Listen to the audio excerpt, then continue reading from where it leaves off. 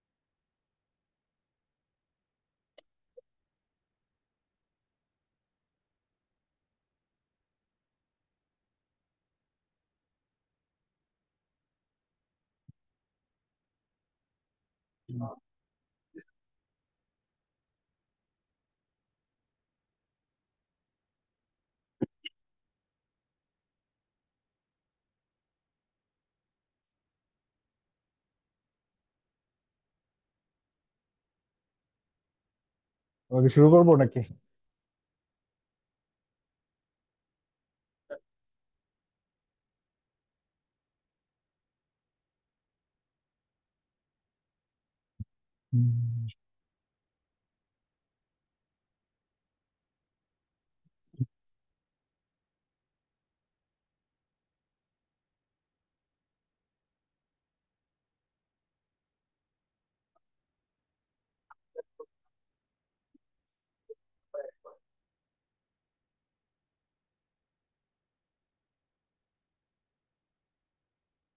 সামনে ছিল না আরো মানুষ নাকি? অফিসে চলে গেছে? ও আচ্ছা, বাতাস। আচ্ছা, ঠিক আছে। তো অনেকের একটা রিকোয়েস্ট ছিল যে ম্যাটেরিয়াল রিসোর্স প্ল্যানিংটা কিভাবে করে একটা এক্সাম্পল দিয়ে। তো তুমি বলো কিভাবে, মানে how do you want this to be. মানে এখানে কোনো বোর্ড নাই, কিছু নাই, সো মুখোমুখি করতে হবে এক্সারসাইজটা। আমার নেক্সট ইয়ারে আমি বলতেছি যে আমার 5,000, নেক্সট 6 মাসে প্রতি মাসে 1,000 1,000 করে 12,000 প্যাকেট আমার হচ্ছে প্রোডাক্ট সেল করবো। তো এটার জন্য আমার একটা প্রোডাকশন। সো যে কোনো একটা স্ট্যাটিক মান ধরি, এটা রেপ্লিকেট করবে প্রতি মাসের জন্য, ঠিক আছে না? সে এটা কি মাস? মে। মে শেষ করতেছি, রাইট? সে আমার জুলাইয়ের জন্য আমার ডিমান্ড ফোরকাস্ট আমার হাতে থাকতে হবে, রাইট? আমরা সিম্পল করার জন্য একটা প্রোডাক্ট সেল করি আমরা, একটা প্রোডাক্ট 100 ইউনিট সেল করব। তাহলে এটার এই এই যে ফিনিশ গুডস যেটা, এটার জন্য আমার একটা বিওএম থাকতে হবে সিস্টেমের মধ্যে। বিল অফ ম্যাটেরিয়াল নাম্বার ওয়ান। কারণ আমি যদি কম্পোনেন্ট ম্যাটেরিয়াল কি কি কোন কোয়ান্টিটিতে ইউজ হবে এটা যদি না জানি, তাহলে আমি রিকোয়ারমেন্টটা কিভাবে প্ল্যান করবো? ঠিক আছে, তাহলে আমার ফিনিশ গুডস জানা থাকতে হবে, ফিনিশ গুডসে বম থাকতে হবে। বিল of material, bill of material সম্পর্কে সবাই পরিচিত। বেসিক্যালি ওই প্রোডাক্টটা তৈরি করতে যেই যেই কোয়ান্টিটির ম্যাটেরিয়াল, কম্পোনেন্ট ম্যাটেরিয়াল গুলো লাগবে সেগুলো, এটা একদম অল ম্যাটেরিয়ালস। ঠিক আছে, আমি বিএটির একটা এক্সাম্পল দিতে পারি, যে বিএনএইচ ফুল ফ্লেভার, লাল যে সিগারেটটা, মানে লাল তো বলবো না, ইয়েলো টিপিং পেপার দিয়ে যেটা থাকে আর কি। সো ওই সিগারেটে ধরেন 18টা ম্যাটেরিয়াল লাগে, তাহলে 18টা ম্যাটেরিয়ালের আমার কোয়ান্টিটি থাকতে হবে। এটার স্ট্যান্ডার্ড ওয়েস্টেজ ডিফাইন করা থাকবে, যে 5%, 2%, 3%, ডিপেন্ডিং অন দ্য ম্যাটেরিয়ালের নেচার, ওই ওয়েস্টেজটা আমার কনসিডার করা হবে। ঠিক আছে, তারপরে কি আমার টোটাল রিকোয়ারমেন্টটা বেরোবে। এখন এখানে বমের স্ট্রাকচার আবার অনেক রকম হইতে পারে, ওই ডিটেলস আমরা না যাই নাকি। একটা সিম্পল একটা ফ্ল্যাট বম ধরি, যে 5টা ম্যাটেরিয়াল লাগে, প্রতিটা ম্যাটেরিয়ালের সে কোয়ান্টিটি 2 করে লাগে, কোনোটা কেজিতে থাকবে, কোনোটা পিসে থাকবে, কোনোটা লিটারে থাকবে, রাইট? তো ওইভাবে জিনিসগুলো দেওয়া থাকবে। দেন হচ্ছে আমার কি থাকবে, প্রতিটা ম্যাটেরিয়ালের আবার ম্যাটেরিয়াল মাস্টার আছে আমার ইআরপির মধ্যে। ম্যাটেরিয়াল মাস্টার, ম্যাটেরিয়াল আমি এখন তো ইআরপি নিয়ে, ইআরপিটাকে মাথায় রেখে করতেছি, এটাকে ম্যানুয়ালিও করা সম্ভব। তার মানে কি ওই ম্যাটেরিয়াল সম্পর্কে আমার যে ইনপুট ইনফরমেশন গুলো লাগবে সেটা আমার জানা থাকতে হবে, যে এই ম্যাটেরিয়ালের সাপ্লায়ার কে, রাইট? এই ম্যাটেরিয়াল কার কাছ থেকে কিনি, অল্টারনেটিভ সাপ্লায়ার যদি থাকে তাহলে ওটাও রাখতে হবে। কারণ আমার অবজেক্টিভ কি, প্ল্যানিং মানে হচ্ছে আমি কার কাছ থেকে কিনে নিয়ে আসবো ওই পর্যন্ত যাব, শুধু কতটুকু লাগবে তা না, কার কাছ থেকে কিনবো আমি, এটার জন্য যে তাকে পিও দিতে হবে, পারচেজ অর্ডার দিতে হবে, ওই পর্যন্ত যাব একটা অটোমেটেড এনভায়রনমেন্ট। সো আমার ফিনিশ গুডস এর এসকিউ ডিফাইন থাকতে হবে, আমার ওটার বম থাকতে হবে, বমের মধ্যে কম্পোনেন্ট ম্যাটেরিয়াল গুলো ডিফাইন থাকতে হবে, কোনটা কতটুকু লাগে। এটা যদি আমি ওয়েস্টেজ বিল্ট ইন করি তাহলে ওয়েস্টেজ সহ থাকবে, না হলে আমরা গ্রস অ্যামাউন্ট কোয়ান্টিটিতেও দিয়ে দিতে পারি, প্লিজ। ওকে, সো তার আগে কি করলাম, আমি ডিমান্ড ফোরকাস্ট রেডি করছি, ওটা আমি সিস্টেমে আপলোড করে দিলাম, দিয়ে এখন আমি এমআরপি রান করতেছি, রাইট? সো কম্পোনেন্ট ম্যাটেরিয়াল থেকে, বম থেকে আমার ওই 100 ইউনিট আমার ফিনিশ গুডস বিক্রি করবে, তাহলে ওই মাল্টিপ্লাই করে বের করে নিয়ে আসবে আমার কি পরিমাণ ম্যাটেরিয়াল দরকার। আচ্ছা, ম্যাটেরিয়াল মাস্টার যে বলতেছি, ম্যাটেরিয়ালের তাহলে ওইটার ডিফিনিশন থাকতে হবে, যে আমার এই ম্যাটেরিয়ালের ইনভেন্টরি বাফার স্টক কত থাকতে হবে, মেনটেন করতে হবে, ম্যাক্সিমাম কত থাকবে ওটা তো আমার ডিসিশন। সো সে ওটা 10 কোয়ান্টিটি আমার থাকতে হবে যে কোনো সময়, বিকজ এই বাফার স্টকটা আবার কিভাবে ক্যালকুলেট করা হবে ওইটা is a policy decision. Inventory ম্যানেজমেন্টের যে পলিসি আছে ওইখানে কিরকম, যে এই ম্যাটেরিয়ালটা যে আমি কনজিউম করি এটার আমার আনতে কতটুকু লিড টাইম লাগে। আচ্ছা, এটার যে ফিনিশ গুডসটা আমি বিক্রি করি এই মার্কেটে কতদিন ধরে যায়, ফিনিশ গুডস এর আবার বাফার স্টক কতটুকু আমি হাতে রাখবো। তাহলে ফিনিশ গুডস এর যে এসকিউ মানে ম্যাটেরিয়াল মাস্টার থাকবে ওইখানে ওইটা ডিফাইন করা থাকবে, যে আমার 3 মাসের ম্যাটেরিয়াল থাকতে হবে বা 2 মাসের থাকতে হবে। তাহলে 3 মাসের আমার টোটাল রিকোয়ারমেন্ট কতটুকু ওইটাও আমার ম্যাটেরিয়াল মাস্টারে ডিফাইন থাকতে হবে। আমি মানে ডিপেন্ডেন্সি গুলো কি বুঝতে পারতেছি, কারণ আমি কি চিন্তা করতেছি, চেষ্টা করতেছি কি, যে আমার এই ল্যাপটপটা তৈরি করতে বা এই জিনিসটা তৈরি করতে যে 5টা কম্পোনেন্ট ম্যাটেরিয়াল লাগে সেগুলো কখন কি পরিমাণ আমি নিয়ে আসবো, রাইট? তাহলে এখানে ভেরিয়েবল হচ্ছে আমার ওই কি বলে আপনার বাফার স্টকের ডেফিনেশন, সাপ্লায়ার ডেফিনেশন, কোয়ান্টিটি, কিভাবে আমি ইউনিট অফ মেজার করতেছি, ওই জিনিসগুলো ভেরিয়েবল থাকতেছে। তো ফিনিশ গুডস এর ম্যাটেরিয়াল মাস্টার, র মেটেরিয়ালের ম্যাটেরিয়াল মাস্টার, বম মাল্টিপ্লাই করে আমাকে simple without putting any further complexity আমাকে একটা রিকোয়ারমেন্ট দিয়ে দিবে, ঠিক আছে না? এখন ওই স্টেজে গিয়ে কি করবে, ইনভেন্টরি কনসিডার করবে, যে আমার এটার যে কম্পোনেন্ট ম্যাটেরিয়াল 1 ওইটার ম্যাটেরিয়াল কতটুকু হাতে আছে। সে ধরে নিলাম আমার বাফার স্টক যেটা 10 থাকার কথা ওইটুকুই আছে, আর আমি যে রিকোয়ারমেন্টটা পুট আপ করতেছি এফজি, ওটা বানানোর জন্য আমার সে আরো 100 ম্যাটেরিয়াল দরকার। তাহলে আমার এখন পারচেস করতে হবে কতগুলো, 100টা পারচেস করতে হবে, কারণ বাফার আমি ধরে নিচ্ছি ওইটাই থাকলো। বাফার কিন্তু রিপ্লেনিশ হইতে থাকে, কারণ ওই বাফার যে কোয়ান্টিটিটা আছে ওটা কিন্তু ইউজ হইতে থাকবে আমার, তাই না? পরে যখন 100 রিপ্লেনিশ হয়ে যাবে তখন ওখান থেকে বাফারে 10 চলে যাবে, 90 কনজাম্পশন হবে, আগের 10 চলে আসলো, এটা হচ্ছে সিম্পল ম্যাথ। ওকে, সো ম্যাটেরিয়াল আসলো, এখন ধরুন আমি এই ম্যাটেরিয়ালটা কোত্থেকে আসতেছে এটা ম্যাটেরিয়াল মাস্টারে ডিফাইন করা থাকবে। আমি কি সাপ্লায়ার 1 থেকে নিব নাকি সাপ্লায়ার 2 থেকে নিব, ওই জিনিসটা আমার কন্ডিশন দেওয়া থাকবে, আগে দিতে হবে, নাহলে তুমি কার কাছে তুমি পিও দিবা, কারণ তুমি তো অটোমেটিক ইয়াতে দিচ্ছ, কেউ সিঙ্গেল ক্লিকে তুমি পিও পর্যন্ত পাঠিয়ে দিবা, তোমার সাপ্লাই রেফারেন্স দেওয়া আছে, তোমার কি বলে ওর ইমেল রেফারেন্স দেওয়া আছে, বাটন ক্লিক করলে ওর কাছে পিও চলে যাবে, ইমেলের মাধ্যমে চলে যাবে, ইআরপির সাথে কানেক্ট হয়ে চলে যাবে। ওকে, সো তাহলে আমি কোয়ান্টিটি পেয়ে গেলাম, এখন কখন দিব অর্ডারটা, অর্ডারটা কি এখন দিব নাকি 1 মাস পরে দিব, অথবা এখনই দিলাম কিন্তু ডেলিভারি ডেটটা কবে যাবে, এটা will be determined by the lead time. সাপ্লায়ারের আবার একটা লিড টাইম আছে, আমার বাফার স্টকের এটা ফ্যাক্টর আছে, প্লাস সাপ্লায়ার বলে যে আমাকে তুমি 45 দিন আগে অর্ডার করবা, তুমি যেদিন চাও তার 45 দিন কেন, তার 15 দিন 10 দিন লাগে তার প্রোডাকশন করতে, সে জিট ম্যানেজমেন্ট করে কথার কথা, 5 দিন লাগবে তার পোর্টে নিয়ে যেতে, মালটা আসতে লাগবে হচ্ছে সে 25 দিন, আর তোমার ওয়্যার হাউসে আসতে লাগবে 5 দিন, এই হিসাব করে 45 ডেজের একটা হিসাব করে আমাকে অর্ডার দিতে হবে, রাইট? তাহলে ওইভাবে তার কাছে ওই পিওটা চলে যাবে। ওকে, সিম্পল। আর আর কিছু, জিনিসটাকে আমি খুব সিম্পলি বললাম কিন্তু জিনিসটা এত সিম্পল না, এত সিম্পল না। But now now think about যে এফজিটা হচ্ছে 1000, আর কম্পোনেন্ট ম্যাটেরিয়াল হচ্ছে কত 7000, এবং এগুলো আসে 4টা 5টা কন্টিনেন্ট থেকে, এবং 200 সাপ্লায়ারের কাছ থেকে। Now you imagine the complexity.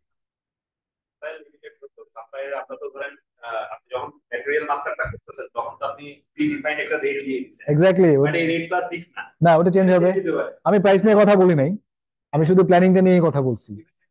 ওর যে সাপ্লায়ার আমরা ডিফাইন্ড করছি ওর কাছে ওই মুহূর্তে ওই জিনিসটা নাও থাকতে এই পারে। জিনিসগুলো ইউ মাস্ট, ফারহান নিশ্চয়ই কভার করছে, যে ভেন্ডর ম্যানেজমেন্ট, সাপ্লাই ম্যানেজমেন্ট, ওগুলো কিভাবে করা হবে, তাদের পারফরমেন্স ইভ্যালুয়েশন, ওগুলোও কিন্তু রিলেটেড হয়ে যাবে এখানে, রাইট? হ্যাঁ, অনেক কিছু আছে। ওকে, ঠিক আছে। সেলস এন্ড অপারেশনাল প্ল্যানিং, এই এই শব্দটা কে শুনছে? এসএনওপি? হ্যাঁ, পরিচিত শব্দ কিন্তু, এখন পরিচিত। শুনে নাই, ফার্স্ট টাইম শুনতেছেন কে?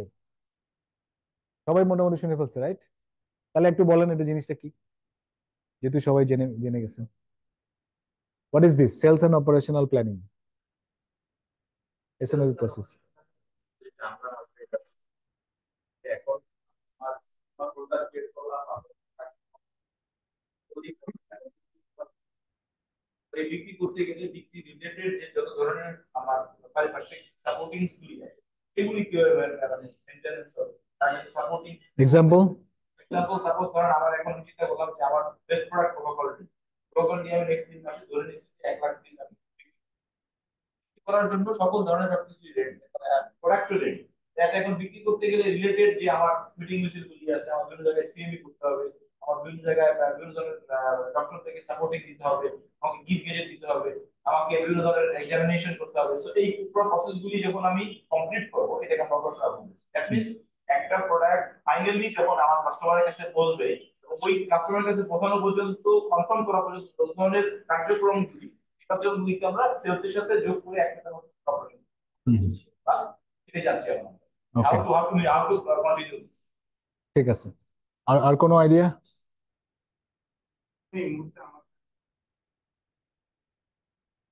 অনুযায়ী আমার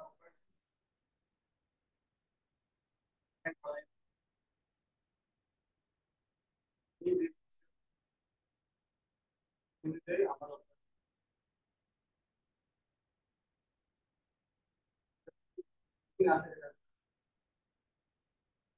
আর যেটা আগের দিন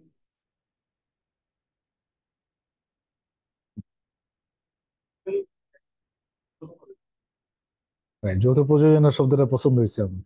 ঠিক আছে, এটা মানে নর্মালি যৌথ বললে দুইটা পার্টি বোঝায়, এটা যৌথ থেকেও বেশি, এটা অনেকগুলো যৌথ আর কি। রাইট, ঠিক আছে, thank you. Sales and operational planning এটা আসলে একটা ডিসিপ্লিন। হ্যাঁ, প্রসেস নাম বলতেছি, বাট এটা is a very high level process. এটা is encompassing all the planning process এটার মধ্যে। ঠিক আছে, ওই যে ও যেমন বললো যে প্রত্যেকটা এলিমেন্টের জন্য যে প্রসেস গুলো থাকবে, যে প্ল্যানিং গুলো থাকবে, এটা এটার পার্ট হয়ে যাবে। আচ্ছা, আমরা যাই দেখি, অনেক কিছু বলার আছে, এটা পরে আমরা সামারি করব।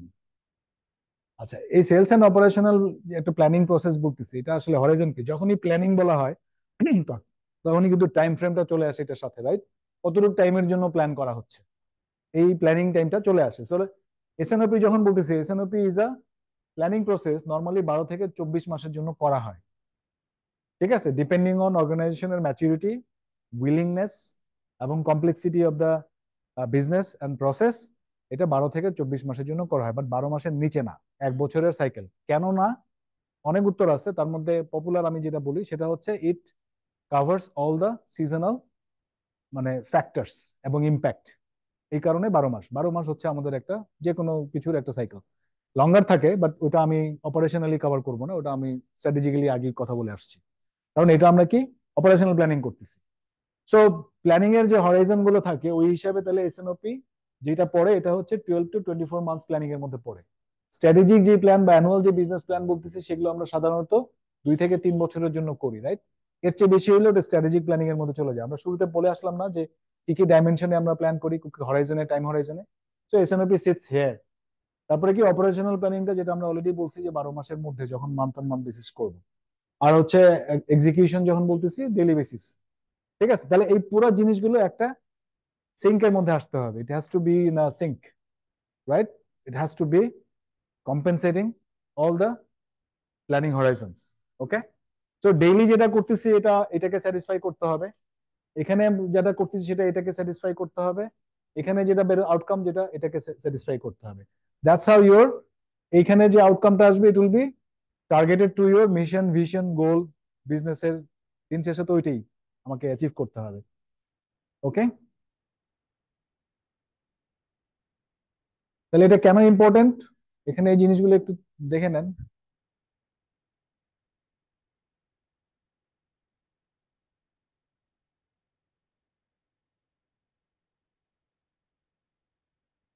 এটা ইয়ে করা যায় না তো। আচ্ছা ঠিক আছে। সো এগেইন এখানে আমার তাহলে ফ্লো গুলো কি, ডিসিশন ফ্লো গুলো ওই যে starts with anticipated demand, right? Demand আসবে, ডিমান্ড সাপ্লাই ইন্টিগ্রেট করব আমার যে অ্যাক্টিভিটি গুলো এই প্রসেসের মধ্যেই হবে, রাইট? দেন হচ্ছে আমার সাপ্লাই ম্যানেজমেন্ট প্রসেস কাজ করবে, এসএনওপি। তারপর কি আমার যে ডিমান্ডের জন্য আমি প্রোডাকশন করব, আমি ম্যাটেরিয়াল প্ল্যানিং করব সবকিছু, ওটা ফুলফিল করব। দেন আরেকটা কি হবে, আমার স্ট্র্যাটেজিক যে ডিরেকশন আছে, লং টার্ম যেই ভিশন আছে মিশন আছে, ওটাকে স্যাটিসফাই করবে আমার এই অপারেশনাল অ্যাক্টিভিটি গুলো।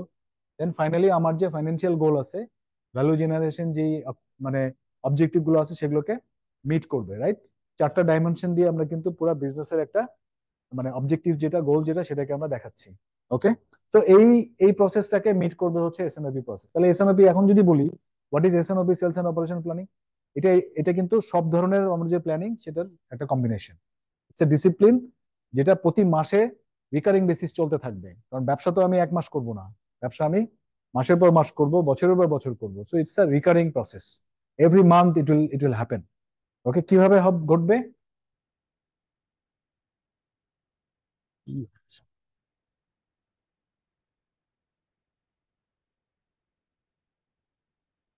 আচ্ছা, সেলস এন্ড অপারেশনাল প্ল্যানিং যখন বলতেছি, চার ধরনের মানে মিটিং হয়, চার ধরনের প্ল্যানিং প্রসেসের মধ্যে দিয়ে এটা যাবে। এরকম, ফার্স্ট হচ্ছে ডিমান্ড রিভিউ। মার্কেটিং টিম ওরা কি করবে, তাদের ডিমান্ডের একটা আউটকাম দিবে আমাদেরকে, রাইট, বিজনেসকে। সেইটা একটা একটা ফোরাম, ওখানে কিছু অ্যাক্টিভিটিস থাকবে, কিছু কাজ হবে। ডিমান্ডের কি করবে নর্মালি, যেসব অর্গানাইজেশনে মার্কেটিং ডিপার্টমেন্টে ডেভেলপমেন্ট বিজনেস ডেভেলপমেন্ট টিম থাকে, প্ল্যানিং টিম থাকে, তারা এই কাজটা করে। না হলে কি করবে, একটা মানুষ হয়তো অ্যাসাইন থাকে, সেই কাজটা করে যে আগামী ওই যতদিন আমি প্ল্যানিং হরাইজন ঠিক করলাম, 12 থেকে 24 মাস, ততদিনের জন্য মান্থ ওয়াইজ আমি একটা ডিমান্ড ফোরকাস্ট তৈরি করব। তো ওই যে অ্যাক্টিভিটিটা এটা চলবে, রাইট, মাসের একটা পার্টিকুলার টাইমে, ওটার জন্য একটা ক্যালেন্ডার আছে, আমি দেখাচ্ছি পরে। তারপরে এই ইনপুটটা নিয়ে কাজ করবে হচ্ছে সাপ্লাই চেইন। সাপ্লাই চেইন মানে হচ্ছে অপারেশনস, প্রকিউরমেন্ট, প্রোডাকশন, এরা সবাই মিলে কাজ করবে। কি বের করবে, আলটিমেট অবজেক্টিভ হচ্ছে ম্যাটেরিয়াল কি কিনবে, কবে কিনবে, ওই যে এমআরপি। এখানে আসলে ওরা এমআরপি করবে, রাইট, ম্যাটেরিয়াল রিকোয়ারমেন্ট প্ল্যানিংটা করবে। এর মধ্যে প্রোডাকশন আসবে, প্রোডাকশনের প্ল্যানিং থাকবে, প্রোডাকশনের এমপিএস মানে মাস্টার প্ল্যানিং যেটা, ওটা ইনভলভ হবে, শিডিউল ইনভলভ হবে, সবকিছু ইনভলভ হবে। ইনভেন্টরিটা কনসিডার করা হবে এখানে, কি পরিমাণ ইনভেন্টরি আছে, তারপর বেস করে আমার ম্যাটেরিয়াল কতটুকু কিনবো, অর্ডার পর্যন্ত রেডি করে ফেলবে। ওকে, এইখানে আসবে যখন, এই স্টেজে এসে ফাইন্যান্স ইন্টিগ্রেট করবে। এই যে এত কিছু করতেছে, এটার ফাইন্যান্সিয়াল আউটকাম কি, এটা আমার জানা দরকার না? আমি কি প্যারাসুট ছাড়া জাম্প করতেছি নাকি জেনে শুনে জাম্প করতেছি? কোথায় ল্যান্ড করব মাস শেষে গিয়ে, আমার আমার যে লং টার্ম আমার যে অ্যানুয়াল বাজেট আছে, এই মাসে যে আমি প্ল্যান করতেছি এটা কি ওটার সাথে সিঙ্ক করে কিনা, আমার যে প্রফিট বের করতে হবে সেটা কি এই মাসে যে পরিমাণ কন্ট্রিবিউট করার কথা সেটা করতেছে কিনা, কোন জায়গায় আছে, কোথাও ওয়েস্টেজ হচ্ছে নাকি, ওই অপারেশনাল ডিটেলস গুলো এখানে চলে আসবে ফাইন্যান্সিয়াল টার্মসে। তারপরে গিয়ে এক্সিকিউটিভ এসএনওপি হবে, এটা বেসিক্যালি ইজ এ ফোরাম যেখানে আপনার যে ডিসিশন মেকার, হ্যাঁ, যদি ম্যানেজিং ডিরেক্টর হয় বা যদি চেয়ারম্যান হয়, হুএভার, সে বসবে এবং তাকে এটা প্রেজেন্ট করা হবে। ওখান থেকে এক্সিকিউটিভ ডিসিশনটা আসবে, এখান থেকে এই ডিসিশনটা হয়ে যাবে, এখানে এসে বেসিক্যালি ওটা অ্যাপ্রুভ করবে যে আমার আগামী 12 মাসের সেলস প্রজেকশন এটা, ম্যাটেরিয়ালের এই অবস্থা, এই পরিমাণ রাইট অফ হচ্ছে, এই পরিমাণ পারচেস করব।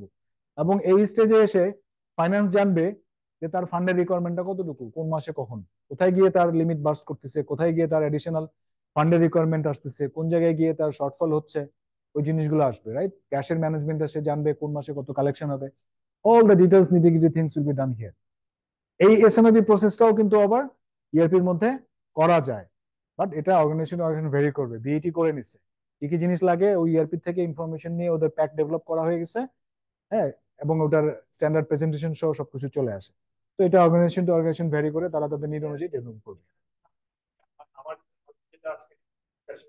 পুরো পয়েন্ট কিন্তু এখানে কোনো একসাথে একসাথে চলে আসবে। এই জন্য আমি আগে ওই প্ল্যান গুলো ডিসকাস করে সেটা দেখাচ্ছি, তাহলে এটা দিয়ে শুরু করবো। তো ওই যে বললাম এটা একটা ডিসিপ্লিন, সেম, বাট এটার একটা স্ট্যান্ডার্ড টার্ম আছে, ওই জন্য আমি এই টার্মটা ইউজ করতেছি। অনেক কোম্পানিতে এসএনওপি বলে। হ্যাঁ, এবং এসএনওপি ইজ এ টার্ম, এটা একটা মেথোডোলজি, এটা একটা ডিসিপ্লিন যেটা গ্লোবালি ইউজ করা হয়। ঠিক আছে, ওকে। সো মেজর অ্যাক্টিভিটি গুলো তাহলে আমরা বুঝতে পারছি, demand, supply chain, financial outcome, then finally গিয়ে ওই ডিসিশন মেকিং প্রসেসের মধ্যে যাবে, রাইট? কারণ এখানে দেখেন একটা বিজনেসের যত ধরনের এলিমেন্ট আছে একটা এক্সিকিউশনের জন্য সবকিছু এখানে চলে আসছে। বিএটি এটা খুব রিগোরাসলি ফলো করে, অনেক এমএনসি এই জিনিসগুলো ফলো করে, স্পেশালি যারা ম্যানুফ্যাকচারিং আছে তারা খুবই রিগোরাসলি এই জিনিসটা ফলো করে, এবং একটা ক্যালেন্ডারের মধ্যে দিয়ে যায়। আগামী 1 বছরের জন্য এসএনওপি ক্যালেন্ডার ডিফাইন করা আছে এমএনসি গুলোর, যে কোন তারিখে কোন মিটিং হবে, এন্ড মার্কেট লেভেলে কি হবে, ক্লাস্টার লেভেলে কি হবে, রিজিওনাল লেভেলে কখন হবে, গ্লোবাল লেভেলে কখন হবে। গ্লোবাল লেভেলে ওই জিনিসগুলো দেখবে, গ্লোবাল গ্লোবাল একটা ডিমান্ড রিভিউ মিটিং হবে, গ্লোবাল একটা সাপ্লাই রিভিউ মিটিং হবে, গ্লোবাল একটা ফাইন্যান্স হবে, গ্লোবাল একটা ফাইনাল এসএনওপি হবে, রাইট? এবং এগুলো প্রত্যেকটা আবার এন্ড মার্কেট মানে একটা এন্টিটি লেভেলে, একটা কোম্পানি লেভেলের, বাংলাদেশের একটা কোম্পানি, ঠিক আছে, ওই কোম্পানি লেভেলে হবে।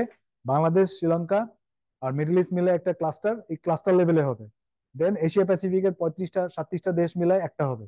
দেন ফাইনালি গ্লোবাল 5টা রিজিয়ন মিলায় একটা হবে। সো ওই ইন্টিগ্রেশন হইতে হইতে যাবে, এবং পুরো জিনিসটা ওরা এসিপিতে করে। ওই লেভেলের ইন্টিগ্রেশন করা হয়ে গেছে, অটোমেশন করা হয়ে গেছে। ঠিক আছে, অনেক ধরনের স্ট্রাগল করে তারপর।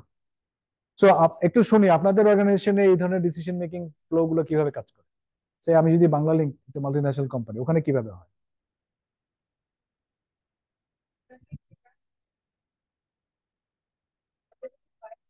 মাস্টার লেভেল গুলো হচ্ছে মাস্টার ওয়াইজ না, আচ্ছা, ইয়ারলি হয়ে দেন কান্ট্রিতে আসে, কান্ট্রিতে আসার পরে কান্ট্রিতে সেটা আবার হচ্ছে সেগ্রিগেট হয়ে যায়, আমাদের মধ্যে কাজটা কাজটা রয়েছে। তো এটা হচ্ছে টপ ডাউন না হয়ে বেসিক্যালি এটা বটম আপ হওয়া উচিত, বাট যেটা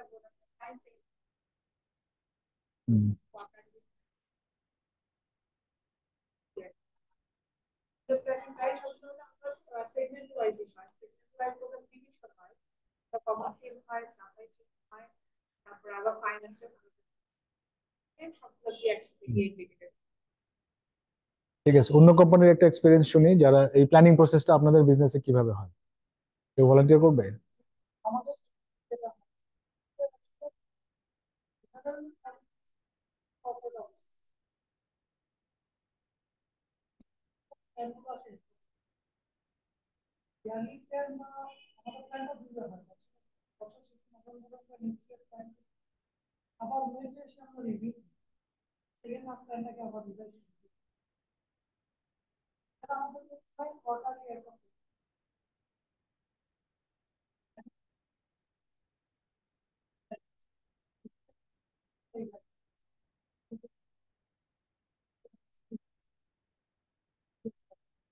বলে যে তুমি 1% মার্জিন রাখতে একটা গাইডলাইন, গাইডলাইন অনুযায়ী আমাদের আমরা সেখানে তারপর মানে এশিয়া দিয়ে একবার নতুন না, সিঙ্গাপুর অফিস থেকে এশিয়ার জন্য একটা তখন গ্লোবাল প্ল্যানের একটা নীতি। এছাড়া সাবকন্টিনেন্ট তো মান্থলি বেসিস প্ল্যানটাকে রিভিউ করা হচ্ছে না, তাই তো? মান্থলি করা হচ্ছে। আচ্ছা, ওনারা যেহেতু মানে ক্যাপিটাল মেশিনারি বিক্রি করে, এটা তো অত বেশি ডাইনামিক না আর কি, তাই না? আমার যদি এফএমসি যদি বলি, কনজিউমেবল প্রোডাক্ট যদি বলি, এটা ভেরি ডাইনামিক, উইকলি জিনিসপত্র চেঞ্জ হয়ে যায়, মান্থলি বেসিস চেঞ্জ হয়ে যায়। হ্যাঁ, তো তখন কিন্তু ওই যে মান্থলি ফোকাসটা অনেক বেশি থাকে। হ্যাঁ, ম্যানুফ্যাকচারিং কোম্পানি, আমি যদি ফার্মাসিউটিক্যাল বলি, তো ডেইলি বেসিস প্লাস মাইনাস হয়ে যায় সবকিছু। তো এখানে হয়তো আরো শর্টার টার্মে ওই প্ল্যান গুলো রিভিউ করবে।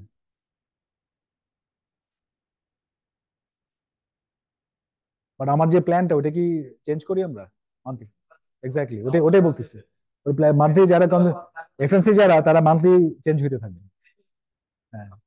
দেখো ফিডব্যাক বাট আছে আমার আপনাদের র ম্যাটেরিয়াল স্টক করছিলাম 3 মাস স্টক নেই, বরং স্টক আউট হয়ে গেছে। 15 দিনের মধ্যে আপনি কত আবার স্টক, তখন যদি দেখেন যে যে মানটা আমার সিতে আনতাম ওটা আমার ডিমান্ডের কারণে এআর এর 7 দিনের মধ্যে বেশি করে দেওয়া হচ্ছে, বিকজ অফ আমার মার্কেট ডিমান্ড। রাইট। তো এটা ঘটে থাকে 7 দিন 15 দিন 10 দিন ডিমান্ড চেঞ্জ হয়। এমনকি এমআরপি আমরা সিস্টেমে একটা ব্যান্ডিংস আছে, সেটা 3 বার বেশি এমআরপি দেওয়া যায় না, এক মাসে 3 বার বেশি এমআরপি দেওয়া যায় না, তাদের সিস্টেম নষ্ট তাদের 3 বার বেশি ডিমান্ড করতে সমস্যা হচ্ছে, ম্যানুয়ালি করতে হয়, এরকম থাকি আছে। সো এসএনপি এই ফ্রেমওয়ার্কটা কি বোঝা গেছে? কোনো কোয়েশ্চেন আছে এখানে? এটা কিন্তু একটা ডিসিপ্লিন, এটা ম্যানেজমেন্টের খুব ডাইরেক্ট ইয়া লাগে, মানে প্যাট্রনশিপ লাগে, আদারওয়াইজ এটা করা যায় না। কারণ মানুষজন কিন্তু ডিসিপ্লিনের মধ্যে আসতে চায় না, কারণ people wants flexibility, specially factory এবং অপারেশনস এর মানুষ, এরা এত ট্রাভেল শুটিং করতে থাকে, সহজে কিন্তু এরা ডিসিপ্লিনের মধ্যে আসতে চায় না। ইভেন হ্যাঁ, এটা একটা commitment, you have to stick to your plan and then you explain the deviation. ওই এক্সপ্লেনেশন না করতে পারলেই ভালো। হ্যাঁ, রাইট। তো আমরা যে আমি আমার আমার এক্সাম্পল বলতে পারি, বিইটিতে আমি মালয়েশিয়া বসে যখন কাজ করতাম, এবং এখানেও, মানে এই ক্লকটা মেনটেন করা আমাদের জন্য মানে ওই ইয়া কোরআন বাইবেল ফলো করার মতো অবস্থা। ডেট 1 ঘন্টা মিস করা যাবে না, বিকজ পরে যখন আমাদের গ্লোবাল কনসলিডেশন হয়ে গেল, একটা ইআরপির মধ্যে চলে আসলো এসএপি, তখন এটা ইজ লাইক ওই যে ওখানে 25 তারিখ সন্ধ্যা 7টার সময় বাংলাদেশ টাইমে ওখানে মিটিংটা হবে, আর 2 ঘন্টা আগে যাইতে হবে জিনিসপত্র। এখন আপনি কোথায় আছেন, হসপিটালে আছেন না কোথায় আছেন, doesn't matter, you have to plan it in a way so that it goes on on that time. ঠিক আছে? ওই আমাদের গ্রুপ সিইও সে সিটিতে মানে স্টক মার্কেটে অ্যানাউন্স করবে তার রেজাল্ট। হ্যাঁ, এখন ব্যাকট্র্যাক করে আসতে হবে যে আমার ইয়ার ক্লোজ হইতেছে সে জানুয়ারির 7 তারিখে, সিস্টেমে ক্লোজ হইতেছে, আর 10 তারিখে সকাল 8টার সময় ও অ্যানাউন্স করবে তার ইপিএস, 3 দিন হাতে সময়, এখন তুমি তোমার নাম্বার ফাইনাল করো। তো ওই ধরনের কনস্ট্যান্টের মধ্যে যখন করা হয় তখন এই জিনিসগুলো খুব এফেক্টিভলি কাজ করে। না হলে কি হবে, যদি ডিসিপ্লিনটা না থাকে তাহলে এগুলো করা সম্ভব হয় না। ঠিক আছে? সো এমএনসি জন্য একটা বললাম, বাট লোকাল কোম্পানিগুলো they can also follow it, এবং আমি জানি অনেক কোম্পানি করে। আমি আমার কাজের কনসালটেন্সি কাজের মধ্যেই আমি দেখছি অনেক জায়গায় আমি এটা প্রপোজ করি। হ্যাঁ, এইভাবে একদম রোবাস্ট ওয়েতে হয়তো করা সম্ভব হয় না, বাট যতটুকু সম্ভব ততটুকু হেল্প করে আর কি। আপনি যদি আপনার অপারেশনাল কমপ্লেক্সিটির 60% যদি মানে নো ব্রেনার করে ফেলতে পারেন, তাহলে you can focus on the rest 40%। বাকি পুরো 100%-এর জন্য আপনাকে বিজি থাকতে হবে না। তাহলে ওই 40% যদি আপনি ফোকাস করেন, তাহলে আপনার প্রবলেম গুলোকে আপনি আরো বেটার ওয়েতে ডিল করতে পারবেন। রাইট? মানে এটা হচ্ছে ফিলোসফি। ওকে, ক্যালেন্ডারটা কি? যেহেতু এটা মান্থলি একটা ডিসিপ্লিন, প্রতি মাসে এটা ঘটবে। ঠিক আছে? এই যে উইক 1 উইক 2 তে ডিমান্ডের লোকজন কাজ করবে, উইক 3 তে সাপ্লাই প্ল্যানিং কে তারা ইনপুটটা দিয়ে দিবে মিটিংটা করে, এই উইক 3 তে সাপ্লাই প্ল্যানিং কাজ করবে, সাপ্লাই সাপ্লাই চেইন টিম কাজ করবে। তারপরে গিয়ে উইক 3 শেষে গিয়ে ফাইন্যান্স সহ ওই ফাইন্যান্সিয়াল আউটকাম গুলো দেখবে, রিভিউ করবে, দেন ফাইনাল করে লাস্ট উইকে গিয়ে, বিকজ আপনি পরের মাস থেকে কিন্তু আপনি প্ল্যান করতেছেন, রাইট? সো লাস্ট উইকে গিয়ে আপনি আপনার টপ ম্যানেজমেন্টকে এটা প্রেজেন্ট করবেন, তাদের অ্যাপ্রুভাল নেবেন। ওকে, এখন কোয়েশ্চেন হচ্ছে ওই যে 12 নাকি 24 মাস, তো মিনিমাম 12 মাসের জন্য আপনি করবেন। এখানে আরেকটা জিনিস আসে, সেটা হচ্ছে আপনার, আপনি যদি বলেন যে হ্যাঁ প্রতি মাসেই তো আমি এটা করতেছি, তাহলে ইমিডিয়েট যে মান্থটা ওটা তো আমি চেঞ্জ করতেছি, রাইট? তো এখানে একটা ডিসিপ্লিন অ্যাড করা হয়, যে প্ল্যানিং ফ্রিজ বলা হয়। নেক্সট, এই যে আপনি যে প্ল্যানটা করলেন, ইমিডিয়েট পরের 2 মাস নাকি 3 মাস আপনি কোনো কিছু চেঞ্জ করতে পারবেন, রাইট? তো আপনি এই মাসে যখন মেতে বসে যখন আপনি জুন অনওয়ার্ড প্ল্যানিং করতেছেন, so June July August this is freeze. Next মান্থে জুনে বসে যখন আপনি জুলাই আগস্ট সেপ্টেম্বর করতেছেন, জুলাই আর August you can't change, whatever you have done sitting in May that will remain, otherwise ওই flexibility দিলে কিন্তু ইটস নট গোনা ওয়ার্ক। কারণ আপনি যদি সবসময় ওই রাবার দিয়ে ঘষে ঘষে নাম্বার চেঞ্জ করতে থাকেন, তাহলে তো আর ডিসিপ্লিন থাকলো না। ঠিক আছে না?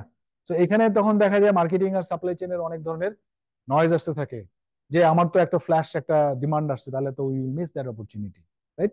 তখন আপনার ওই বাফার স্টক গুলো কাজ করবে। ওকে, সো ওইখানে we have to build that buffer in a way you don't miss that flash demand, flash sales. Okay, আচ্ছা, বাকি যে ফোরাম গুলো থাকলো তাহলে কি, এগুলো হচ্ছে এক একটা মিটিং, এগুলো স্ট্রাকচার করে দিই আমরা। আমি যেখানে কোথাও গিয়ে যদি বলি যে হ্যাঁ ওরা এসএনএপি ইন্ট্রোডিউস করতে যায়, আমি এইভাবে মিটিং গুলো স্কেডিউল করে দিই। মিটিং এর এজেন্ডা কি হবে, কে কে পার্টিসিপেট করবে, সবকিছু বলে দিই। ঠিক আছে? সো সেলস ফোরকাস্ট লাগবে, ফোরকাস্ট অ্যাডজাস্ট করবে, দেন ডিমান্ড রিভিউর একটা মিটিং করবে। এখানে স্ট্রাকচার কি, ইনপুট কি, আউটপুট কি, এগুলো স্লাইড গুলো আপনারা পাবেন, you can look at it. ঠিক আছে? তারপর কি সাপ্লাই রিভিউ যে মিটিংটা হবে, এখানে ইনপুট কি, আনকনস্ট্রেন্ট সেলস ফোরকাস্ট। আনকনস্ট্রেন্ট মানে কি, বটম আপ। অনেক সময় কি করবে, টপ ম্যানেজমেন্ট বলবে না আমি এটা চাই, বলে না এমডি সাহেব বলছে এই এত টাকা এত সেল করো। তো ওইখানেই হচ্ছে চ্যালেঞ্জ ম্যানেজমেন্টের জন্য, to make top management understand তুমি বলতেছো বাট মার্কেটে তো কন্ডিশন ইজ ডিফারেন্ট। তখনই কিন্তু যখন এটার ইন্টারভেনশন করা হয়, টপ ডাউন করে, তখনই কিন্তু ওই স্টক পাইল হইতে থাকে। বিকজ টপ ম্যানেজমেন্ট তো তার ইগো স্যাটিসফাই করার জন্য বলতেছে যে আমি এতগুলা বেচবো ততগুলা বেচবো। দিন শেষে মার্কেটে যদি ডিমান্ড না থাকে, সেলস টিম যদি এটা বিক্রি করতে না পারে, they can't sell, right? Then you are living with the piled up stock. এটা হয় না? অনেক হয়। ঠিক আছে, ওই যে অঙ্কোলজির প্রোডাক্টের মতো অবস্থা আর কি। হ্যাঁ, যে প্রোডাকশন করে বসেছে, বিক্রি হচ্ছে না, মার্কেটে ডিমান্ড নাই। দেন ফাইনালি গিয়ে এক্সিকিউটিভ সব যখন হবে, ওইখানে বসে এমডি সাহেব হোক বা যেই হোক, সিও প্লিজ।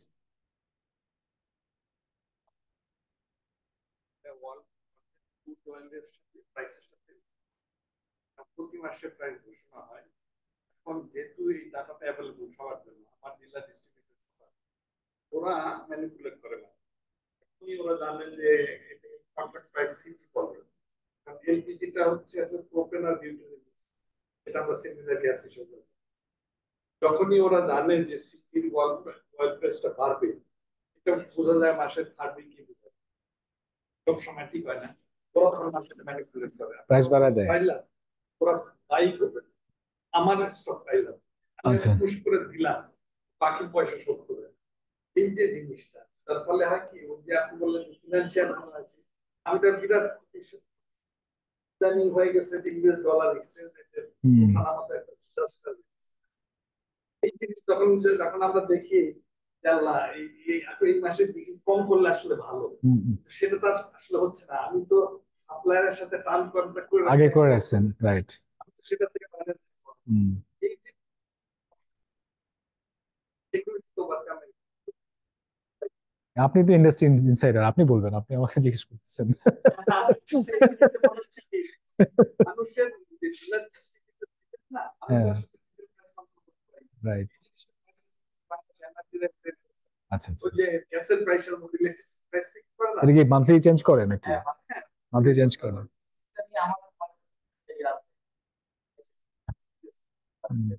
ইন্টারেস্টিং, হ্যাঁ। হচ্ছে যে আপনার এতদিন যে স্পিপি ছিল, বললো আপনার একটা প্রতিষ্ঠান আছে, এটা সংগঠনের মতো আছে, they can manage this. After third উইকে গিয়ে এটা আপনার মোটামুটি আইডিয়া করা যায়। ফোর্থ উইকে গিয়ে প্রতি মাসের শেষ দিন রাত 12টা বাজে এটা সফটওয়্যারে সিস্টেম আপলোড হয়ে যায়। এটা বাংলাদেশের পারসপেক্টিভ থেকে আলোচনা করি। এই জন্যই গভর্নমেন্ট টেকনোলজি এটা দিয়েছে। গভর্নমেন্ট তো কি করতে 30 তারিখ রেট, এটা আগে এরকম ছিল না। আগে কি ছিল যে একটা রেট কন্টিনিউয়াসলি চলতে থাকবে, নেক্সট ডিসিশন আর রাখতে হবে। বাট এখন ওই কারেকশন কি হয়ে গেছে, এগুলো হয়ে গেছে। কিন্তু সমস্যা হচ্ছে আপনি এই জুলাই মাসে জুন মাসে বসে জুন মাসের প্রাইস ঠিক করবেন, আপনি ডেটটা ধরলেন, ইউএস ডলার আপনি জানেন না পুরো জুন মাসে জানি না, আপনি হিস্টোরিক্যাল ডাটা ধরে দিলেন একটা অবশ্যই 100% মানে এটা হলো প্রাইভেট। অন্য ডিজিটাল সেক্টর আছে, একটা প্রাইভেট সেক্টর প্রাইস সরকার ডিক্টেট করতে পারে। এখানে যে কেন সরকারি এটা সেপ্টেম্বর 22-এর আগে ছিল না, তখন কিন্তু কি আমার সমস্যা হতো না, আমি তো এটা মার্কেটটা দিয়ে দিই, আলটিমেট তো user let them do that. আপনি তো আমাকে কমপ্লেক্স করতে পারেন, আইদার ফরেন ইনভেস্টমেন্ট আবার অনেক কোম্পানি, ওইখানে একটা জিনিস আছে, ডিমান্ড সাপ্লাই একটা বিশাল গ্যাপ চলে আসে। আর এটা বলতেছেন যে আপনার প্রাইস যখন বাড়ে বা যখন কমে তখন কি হয়? তখন তো আপনি গেইন করেন নাকি? কিন্তু বর্তমানকার যে প্রেক্ষাপট ভাইয়ার কনসেপ্ট সে যদি একদম একটা মানে ইয়ার হেড অফ অ্যাকাউন্ট, সেখানে ফলোই করতেছে। আগে যেমন কি হইতো, হঠাৎ করে এক মাসে বাড়ছে এক মাসে কমছে, লাভ লস মিলে কোম্পানি আসলে কমে যাচ্ছে। কথা না যে আমি এদিকে তাকাবো কেন, আমি তো একদিনের জন্য ব্যবসা করি, রাইট। আমি তো স্টক না, হ্যাঁ, মৌলিক বাজার না, হ্যাঁ, আমি একটা ইন্ডাস্ট্রি। হ্যাঁ, বাংলা প্ল্যান্ট হইছে, এখানে সরকার পড়ছে হইছে, আমাকে সেই ডিভাইড করতে হবে না, এটা একটা নাই। এবং এইভাবে আস্তে আস্তে উপর দিকে দুই তিনটা কোম্পানি ছাড়া সব কোম্পানি এটা লস। প্রথম দিকের এক দুইটা কোম্পানি এখানে এখানে কি তাহলে কনস্পিরেসির গন্ধ পাওয়া যাচ্ছে নাকি? হ্যাঁ, মনোপলি ক্রিয়েট করা হচ্ছে।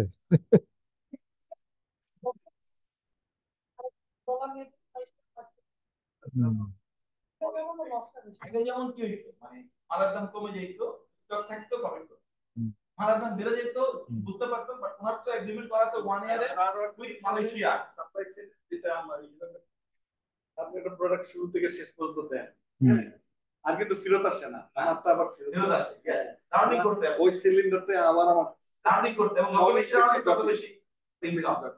হুম, এবং আমার ব্র্যান্ডের সিলিন্ডার তো আমি চাইলে আমার কাছে আনতে পারবো না, না। এখানে হলো আপনার চয়েস, আপনি কিনে নিচ্ছেন, আমি বললাম না আমি মাসে বসুন্ধরা নিব, আমার সিলিন্ডারটা গেল কই? চ্যানেলটা কত জটিল, কত অনেক complex। জটিল। আমি আমার ইন্টারনেটটা আপনাদের কতগুলো সিলিন্ডার মার্কেটে আছে?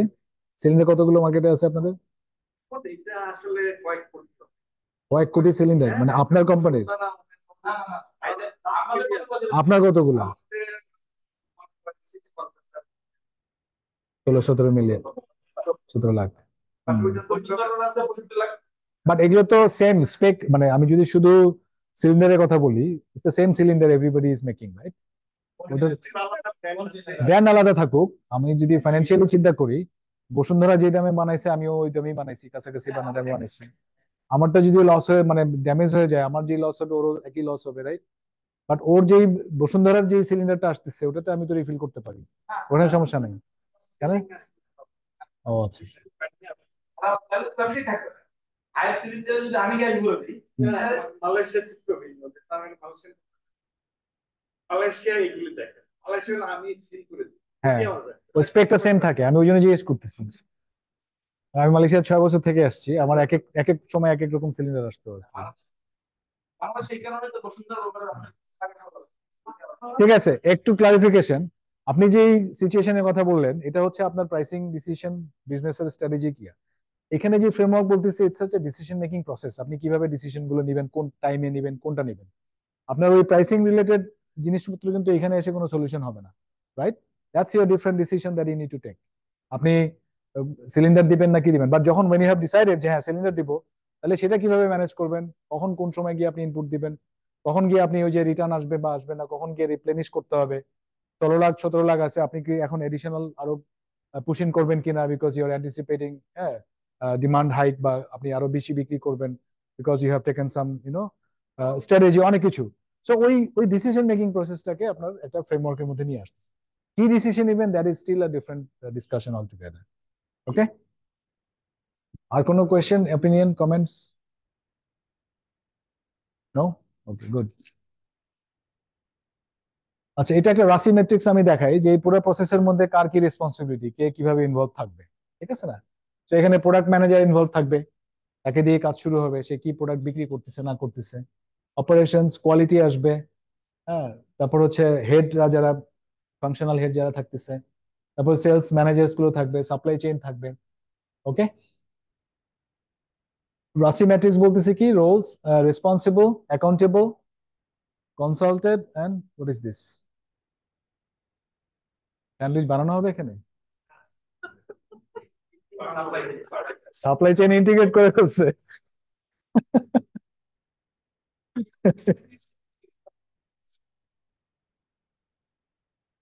ঠিক আছে, সো এখানে আসলে বলার চেষ্টা করি যে ফাংশনালি কে কিভাবে ইনভলভ হবে, কে ডাইরেক্টলি রেসপন্সিবল, কে অ্যাকাউন্টেবল, কে কাকে ইনফর্ম থাকতে হবে, হ্যাঁ, এবং কে হচ্ছে কনসালটেন্ট থাকতে হবে, রাইট? সরি, কোনটা? রেসপন্সিবল, অ্যাকাউন্টেবল, কনসাল্ট বিফোর, দেন হচ্ছে ইনফর্ম আফটার। তো একটা ডিসিশন নিচ্ছি, এই ডিসিশনের ইনপুট স্টেজে গিয়ে আমাকে কিছু মানুষকে আগে থেকে জানা রাখতে হবে। এক্সাম্পল বলতে পারবো, ডিসিশন নেওয়ার পরে কিছু মানুষকে জানা জানা দিতে হবে ডিসিশনটা, এরকম এক্সাম্পল থাকতে হবে, রাইট? আছে এক্সাম্পল। আবার কে রেসপন্সিবল, এই ঘটনাটা কে ঘটাবে, who is responsible person. So এখানে যদি বলি সাপ্লাই প্ল্যানিং, এখানে প্রোডাক্ট ম্যানেজার সে রেসপন্সিবল, অপারেশনস রেসপন্সিবল, সেলস আর সেলস এর যে ম্যানেজার আছে তার সাথে কনসালটেশন হবে এবং তাকে জানাইতে হবে। তা আমি ম্যাটেরিয়াল প্ল্যানিং করলাম, এখানে সেলস এর কিছু নাই কিন্তু, বাট আমার সেলস এর সাথে ডিসকাস করে আসতে হবে, এবং আমার ডিসিশন হওয়ার পরে সেলসকে জানাইতে হবে যে আমার অমুক সময় ম্যাটেরিয়াল আসতেছে না আসতেছে, কোনো ধরনের কোনো অ্যানোমালি যদি থাকে আমার সেলস টিমকে জানা রাখতে হবে, because they are my stakeholder. আমি প্রোডাক্টটা নিয়ে আসবো, তার ডিমান্ডের ফোরকাস্টের উপরে আমি মাল নিয়ে আসতেছি, এবং আমার মালটা নিয়ে সে বিক্রি করবে, আমি যে ফিনিশ গুডসটা প্রডিউস করব সেটা সে বিক্রি করবে। তো এই চেইনের মধ্যে কোথাও কোনো অ্যানোমালিস হলে এই দুই পার্টিকে আমার ইনফর্ম করে রাখতে হবে আগে থেকে। ঠিক আছে না? সেলস বলে না, কমপ্লেন করে না যে মাল তো আসে নাই, আমি তো বেচতে পারতেছি না। হ্যাঁ, তো আমার ওই ওই ইন্টিগ্রেশন, ওই কমিউনিকেশন গুলো যদি ফ্রি ফ্লো না হয়, প্রোঅ্যাক্টিভ না হয়, তাহলেই তো নয়েজ ক্রিয়েট হয়, ফ্রিকশন ক্রিয়েট হয়, তাই না? তো এই এই গ্রিডটা দিয়ে ওইটা বোঝানো হচ্ছে।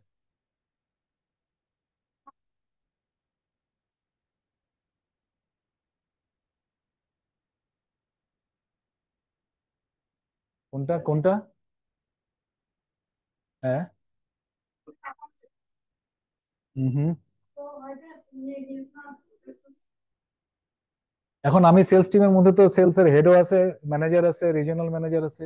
কেউ একজন কাজটা হাতে ধরে করবে, he is responsible to deliver it, but accountability goes to the senior level of the function, right? তো রেসপন্সিবিলিটি অ্যাকাউন্টিং এর মধ্যে ডিফারেন্স কিন্তু এই জায়গাতেই। আপনি যখন কোনো কিছু ডেলিভার করতেছেন hands on, you are responsible, but your manager, your boss or head of the department, he is accountable for making sure this is happening. Okay, ঠিক আছে? Any more question? এটা যাবে আপনাদের কাছে, you can have a look at it. ঠিক আছে, planning নিয়ে আমরা কি করলাম, কথা বললাম। এখন হচ্ছে অটোমেশনের যে ব্যাপারগুলো, ওগুলো আসবে। এই যে আইটির, মানে এটা একটু কোয়েশ্চেন করা হয় আর কি, আপনারা একটু পার্টিসিপেট করেন যে what is the role of information technology automation in supply chain. এটা তো মানে বলার অপেক্ষা রাখে না, তারপরে একটু ইন্টারাকশন করি। That's one. এইটা অনেক বেশি না, আরো আছে। হুম। বলে দিই। হুম। এক, এটা হচ্ছে যে আমি যে ডিজাইন করছি বর্তমানে এআইও আছে, হুম। এই যদি এআই কি হুম। আসলে আমার ডিজাইনটা করে ওরা লাইক, হুম।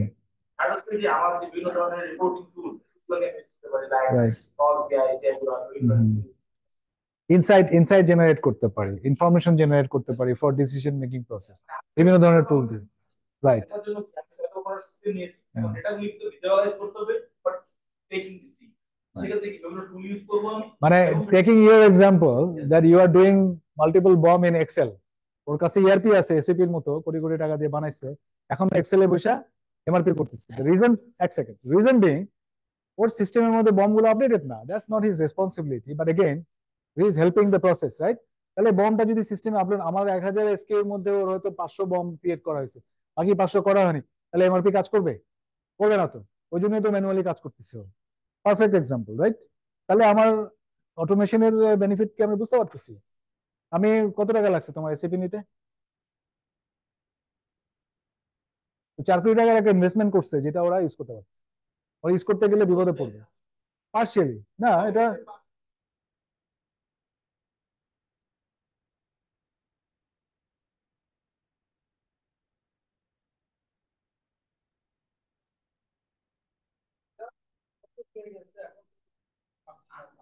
কারণ কি? আচ্ছা ঠিক আছে, না কারণ কি? আমার আগে এটা দেখছি দুটো কারণ। একটা হচ্ছে যে ম্যানেজমেন্ট, ম্যানেজমেন্ট কখনো একটা ভালো আইটি অ্যাডমিনিস্ট্রেশন দেয় না যে ইয়ারপিটা কি, যারা ইয়ারপি প্রোভাইডার তারা শুধু একটা ফ্রেমওয়ার্ক দেয়। আর উইদিন দ্য অর্গানাইজেশন একটা এক্সপার্ট লোক আছে যে বিজনেসের ধরনের এই ডায়নামিজমের সাথে ইন্টিগ্রেট মেটা তিনটে অপারেশন করার মধ্যে যে লোকগুলো থাকা দরকার তাদের পর্যাপ্ত ট্রেনিং সিস্টেম, এবং তারা দেখা যায় মানে প্রচুর ভুল করে ইয়ারপিটাকে জ্যাম করে দেয়। আমার কোম্পানির অভিজ্ঞতা হচ্ছে এখানে একটা ট্রায়াল ব্যালেন্স আপনি প্রিন্ট করতে পারবেন, কারণ ট্রায়াল ব্যালেন্সে অ্যাকাউন্ট হেডের সংখ্যা মোর দেন 5। এটা কিন্তু হয়ে গেছে কেন? আইটি অ্যাডমিনিস্ট্রেটরের অভাবে জাতিদের কাজটা কম হচ্ছে, কখনো ওই অ্যাডমিনিস্ট্রেশন ব্লক করে দেয়। আপনি কি ইআরপি ইউজ করেন বললেন? কি ইআরপি ইউজ করেন? ওরাকল। আচ্ছা, তো 4 অ্যাকাউন্ট ডিফাইন করা নাই বলতে পারছেন? হ্যাঁ। সেকেন্ড হচ্ছে ব্লক করা যেহেতু নিজে একটা ডিএল বানাইবেন, যেমন তো একটা ভেন্ডর কাস্টমার বিশ্বাস বিল্ডার, বিশ্বাস বিল্ডার যে নামে বিশ্বাস রাখা আছে, যে তিন রকম নামে বিশেষ বিশেষ তিন রকম তিনটে তো ইআরপি নিয়ে কাজ করি যেহেতু ফার্স্ট হ্যান্ড, বিএটিতে থাকতেও প্রচুর কাজ করছি, এখন তো ডেপ্লয় করি এসএপি। তো এখানে আমার ওনার ওনার যেই এটা মানে একই জিনিস আমরা সব অর্গানাইজেশন গুলো এটাই শুনি, ঠিক আছে। আমরা অনেক কল পাই রিসেন্টলি, নাম বলবো না, যে তারা ইনহাউস ইআরপি মানে ডেভেলপ করেছে, এখন এটাকে ঠিক মতো ইউজ করতে পারতেছেন। আমাদেরকে নিয়ে বলে যে আপনি একটু রিভিউ করে দেন তো কি কি করতে হবে না করতে হবে। তো এখানে অনেকগুলো চ্যালেঞ্জ আছে। হ্যাঁ, এসএপি ওরাকেলের মতো ইআরপি এরা তো গ্লোবালি চলে, এরা তো যে কোনো ধরনের ইন্ডাস্ট্রি যে কোনো ধরনের কমপ্লেক্সিটি ক্যাটার করতে পারার কথা, তাহলে আমাদের বাংলাদেশে এসে ফেল করে কেন? সিম্পল জিনিস, রাইট? এখন আমাদের দেশের যারা ওনার এন্টারপ্রেনিয়ার বা মালিক, বিজনেসের মালিক, এরা এসএপি নেয় হচ্ছে তাদের ইগো স্যাটিসফাই করার জন্য। Very simple. কারণ ওর যেই ফ্রেন্ডের সাথে ও গুলশান ক্লাবে বসে উইস্কি খায়, ও রিসেন্টলি এসএপি নিচ্ছে, তো তারা এখন নিতে হবে, নাহলে তো প্রেস্টিজ থাকে না। তো এসএপি নাও। বাট এই জিনিসগুলো ফেল করে কেন? হ্যাঁ, globally statistics this there 65 to 70% ERP deployment fails because of what? Readiness. বিজনেসের রেডিনেসটা করা হয় না। এসএপি বা ইআরপির মতো একটা জিনিস আপনি আপনার বিজনেসের মধ্যে দিচ্ছেন, আপনার বিজনেস আপনার মতো করে চলে, আর আপনি চাচ্ছেন যে ইআরপি আপনার মতো করে চলুক, এই কারণেই হয় না। সো দুইটা জিনিস করতে হবে, একটা হচ্ছে হয় আপনি ইআরপির মতো হয়ে যাবেন, আর নাহলে আপনি ইআরপি কে আপনার মতো করবেন, তাহলেই কেবল কাজ করবে, না হলে করবে না। আপনি দুই দিকে যান না। এ কারণে কি হয়, আপনি এক্সেলও চালান, ট্যালিও চালান, ট্রয়ই চালান, আপনার 40টা লিগেসি সফটওয়্যার আছে বিভিন্ন রকম, সেগুলো চলে, পাশাপাশি ওরাকল এসিপিও চলে। কি পরিমাণ রিসোর্স ওয়েস্ট হচ্ছে এই জায়গায়। সো হাই লেভেলে যদি বলি, আমার রেডিনেসটা করা হয় না ঠিক মতো, অর্গানাইজেশনকে রেডি করা হয় না। আপনি একটা ফেরারি গাড়ি কেনার ক্যাপাসিটি আছে আপনার, আপনি এফোর্ড করতে পারেন, এই রাস্তায় ফেরারি গাড়ি চলবে? এখানে যে স্পিড ব্রেকারটা আছে, ফেরারি গাড়ি মাটির থেকে 3 ইঞ্চি উপরে থাকে বডি, আপনার এখানে তো আটকাই যাবে, চলবে না। So you can buy an Ferrari, and এটা আপনার গ্যারেজে রেখে দিতে হবে, you can not drive it. তাহলে আপনার রাস্তা লাগবে না। You need the environment to run this efficiently, তাহলে না আপনি অপটিমাম আউটকাম পাবেন। আপনি 5 কোটি টাকা খরচ করতে পারেন, কিন্তু এই চেঞ্জ ম্যানেজমেন্টের খরচ কিন্তু 10 কোটি টাকা, যেটা আপনি জানেন না, করেনও না। আমাদের লোকাল অর্গানাইজেশন যারা এটা করতে পারতেছে না, তারাই এমএনসি গুলো যখন এই ধরনের ইআরপি ডিপ্লয় করে, বিইটির এক্সাম্পল দিই, 2014-তে 13 14তে, সো 17টা ইনস্ট্যান্স, 17টা ডিফারেন্ট ডিফারেন্ট ইআরপির এসএপির মডেলে ছিল গ্লোবালি বিএটি, এটাকে একটা ইনস্ট্যান্সে নিয়ে আসে, তখন ECC 6 is the latest one. পরে এগুলো S/4HANA এগুলো চলে আসছে। So ECC 6 was the latest one. So আমরা কি করলাম, সব এই 180-200টা দেশ একটা প্ল্যাটফর্মে আসবো। কারণ কি, ওই যে আমরা এসএপি বললাম, এসএনওপি গ্লোবাল করতে চাই, রিপোর্টিং গ্লোবাল করতে চাই, এটার জন্য সবাইকে একটা প্ল্যাটফর্মে আসাটা জরুরি। দেখেন, ইভেন উইথ এসএপি একসাথে হইতে পারতেছে না, বিকজ ডিফারেন্ট ভার্সনে আছে। সো একটা ভার্সনে আনা হলো। এটার জন্য প্ল্যানিং করছে বিএটি 2 বছর ধরে। ইউকেতে আলাদা বিল্ডিং ভাড়া করে 100 জন মানুষ রিক্রুট করে প্রজেক্ট টিম ফর্ম করে এটা রেডিনেস করছে। এই মার্কেট লেভেলে আমিও ওই প্রজেক্টে ছিলাম, যে আমরা এসএপি কি করতে হয়েছে, যে আমরা যে নতুন ভার্সনে যাবো ওটাকে টার্গেট করে কি কি জিনিস চেঞ্জ হওয়া দরকার ওটা আগে থেকেই অভ্যস্ত করানো শুরু করছে। যেটা এক্সিস্টিং মডেলে ছিল সেটাকে ইউটিলাইজেশন বাড়াইছে, যে আরো বেশি করে ইউজ করো, যেটা নাই সেটাকে ম্যানুয়ালি দিয়ে বলছে ম্যানুয়ালি এটা ইনফরমেশন তুমি রিপোর্ট করো, মানে হ্যাবিট করছে, রাইট? সো এইভাবে 2 বছর পরে এটা রোল আউট করা হয়েছে। এটার বাজেট ছিল 0.5 500 billion pound, BAT totally change ওভারের ইয়া ছিল, রাইট? এটা পরে এত প্রিপারেশনের পরও ঠিক মতো কিন্তু ডিপ্লয়মেন্ট করা সম্ভব হয়নি, বিকজ বিএটির মতো কোম্পানি অনেক দেশে অনেক ধরনের এক্সেপশন ছিল, এটাকে ডিল করতে হয়েছিল। পরে গিয়ে কি হলো, আমি মালয়েশিয়া চলে গেছি 2 বছর টিম নিয়ে, এই এশিয়া প্যাসিফিকের 7টা দেশের মানে ট্রানজাকশন স্টেবিলাইজ করতে 2 বছর লাগছে। তো গ্লোবালি সব দেশে এটা করতে হয়েছে। পরে we could wrap this project at a cost of 1.5 billion pound, ঠিক আছে? তো এটার আপগ্রেডেশনের কস্ট ছিল খুবই মিনিমাম, 200-300 মিলিয়ন পাউন্ড ছিল। কিন্তু এটার স্টেবিলাইজ করতে, চেঞ্জ ম্যানেজমেন্ট, বিজনেস রেডিনেস সবকিছু করতে গিয়ে আরো 1 বিলিয়ন, 1.2 to 3 বিলিয়ন পাউন্ড খরচ হচ্ছে জাস্ট এটা করার জন্য। Can imagine? আর আমাদের এখানে ইআরপি করে ফেলে রাতারাতি, চিন্তা করতে পারেন। আমাকে যখন ডাকে এই যে লোকাল কোম্পানিগুলো, যে আমাদের ইআরপিটা দেখে দেন, আমি মানে, বানাইছেন কেন ভাই? আপনি অফ দ্য শেলফ 4টা সফটওয়্যার নিয়ে কাজ করেন। আমাকে এখানে আরেকজন আমার ক্লায়েন্ট আছে, ওদেরকে আমি সিএফও সার্ভিস দিই, তার অনেক টাকার গরম, সাদ ভাই আমার ডাইনামিক্স 365 দেন, আই ক্যান স্পেন্ড 1 crore টাকা পার ইয়ার। ওরে আমি কুইক বুক দিয়ে বলছি আগে এটা প্র্যাকটিস করেন 2 বছর, তারপরে ইআরপি নেবেন। মানুষ নাই, কাজ করার মানুষ নাই, ওখানে ওই ইআরপি কিভাবে চালাবে? সে তো 1 কোটি টাকা খরচ করে পরের দিন থেকে ভাববে যে তার প্রফিট বেড়ে যাবে, কিন্তু ওটাকে ইউটিলাইজ করতে হবে, তো এই প্রসেসের মধ্যে দিয়ে যেতে হবে। তো তো ওইখানে তো ওই মানে মানুষগুলোই বসে আছে, সরি মুক্তি অন্য কিছু বেড়েছিল, ওই মানুষগুলোই বসে আছে যারা হিস্ট্রিক্যালি এইভাবে কাজ করে আসছে। তো তাহলে ওই যে ইউজারকে যদি আমি ঠিক মতো ট্রেন আপ না করি, আমি যদি রোল গুলো ঠিক মতো ডিফাইন না করি, আমি যদি সেগ্রিগেশন অফ ডিউটিস স্টাবলিশ না করি, এগুলো হচ্ছে ম্যানেজমেন্ট, এগুলো কোনো ইআরপি না। সেগ্রিগেশন অফ ডিউটিস লাগবে, উনি একটা প্রসেসের শুরু করবে, উনি নেক্সট স্টেপ করবে, এইভাবে করে ওই জায়গায় গিয়ে শেষ হবে। ওনাকে যদি সব দায়িত্ব দিয়ে দিই, কি হবে? প্রসেস কাজ করবে না, রাইট? এক্স্যাক্টলি। বড় সমস্যা আছে কে আছে আগের একটা টিম থাকে আইটি, তারা চায় না যে এসএপি কোন ডেভেলপমেন্ট হোক, বলে কিনা ERP development is not an IT job, ঠিক আছে? আইটির 30 to 40% সাপোর্ট লাগে, ও ইনফ্রাস্ট্রাকচার দিবে। বিজনেস রিকোয়ারমেন্ট ডিফাইন করবে কে? বিআরডিটা তৈরি করবে কে? বিজনেস রিকোয়ারমেন্ট ডকুমেন্টটা তৈরি করবে কে? আমার এই প্রসেসটা ইআরপি তে যাবে, এটাতে যাবে না, কে যাবে? Citibank has called us to do this exercise. UCB তে যখন করছি তার আগে 3 মাস কাজ করা হয়েছে শুধু এটা নিয়ে, রাইট? এখন পর্যন্ত ছোটখাটো যত জায়গায় যাই, আমি বলছি, ভাই আপনি ইআরপি পরে আপনার টাকা আছে তো এটা ব্যাংকে রাখেন, ওটা ওই ইন্টারেস্ট কিছু আর্ন করেন 6 মাসে, let's do your process mapping. হাতে ধরে প্রসেস ম্যাপ গুলো আমরা ডিফাইন করি যে আপনার এখানে এই কাজটা কিভাবে হয়। আমরা ইআরপি চাই।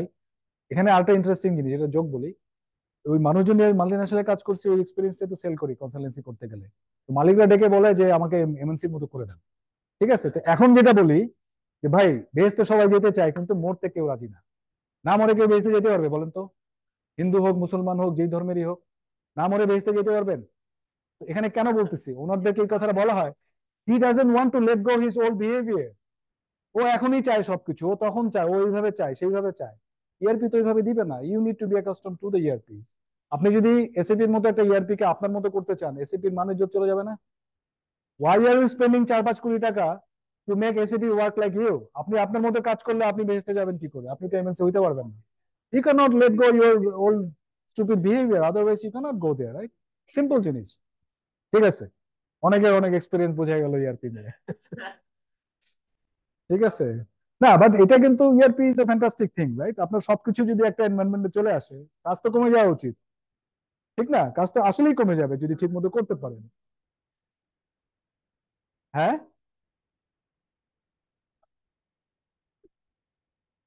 স্বাভাবিক। প্রজেক্ট ওনার যে প্রজেক্ট ম্যানেজার আছে, এদেরকে তো ইউজার কি করা উচিত, প্রজেক্ট ম্যানেজার ধরে নিতে ভেতরে।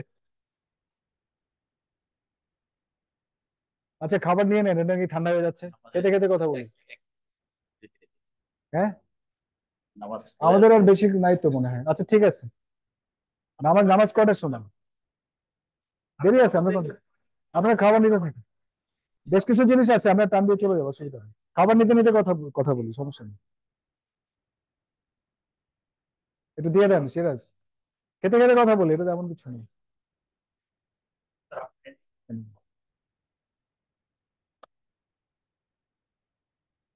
ভাই নিয়ে ভাই হ্যাঁ, নিন।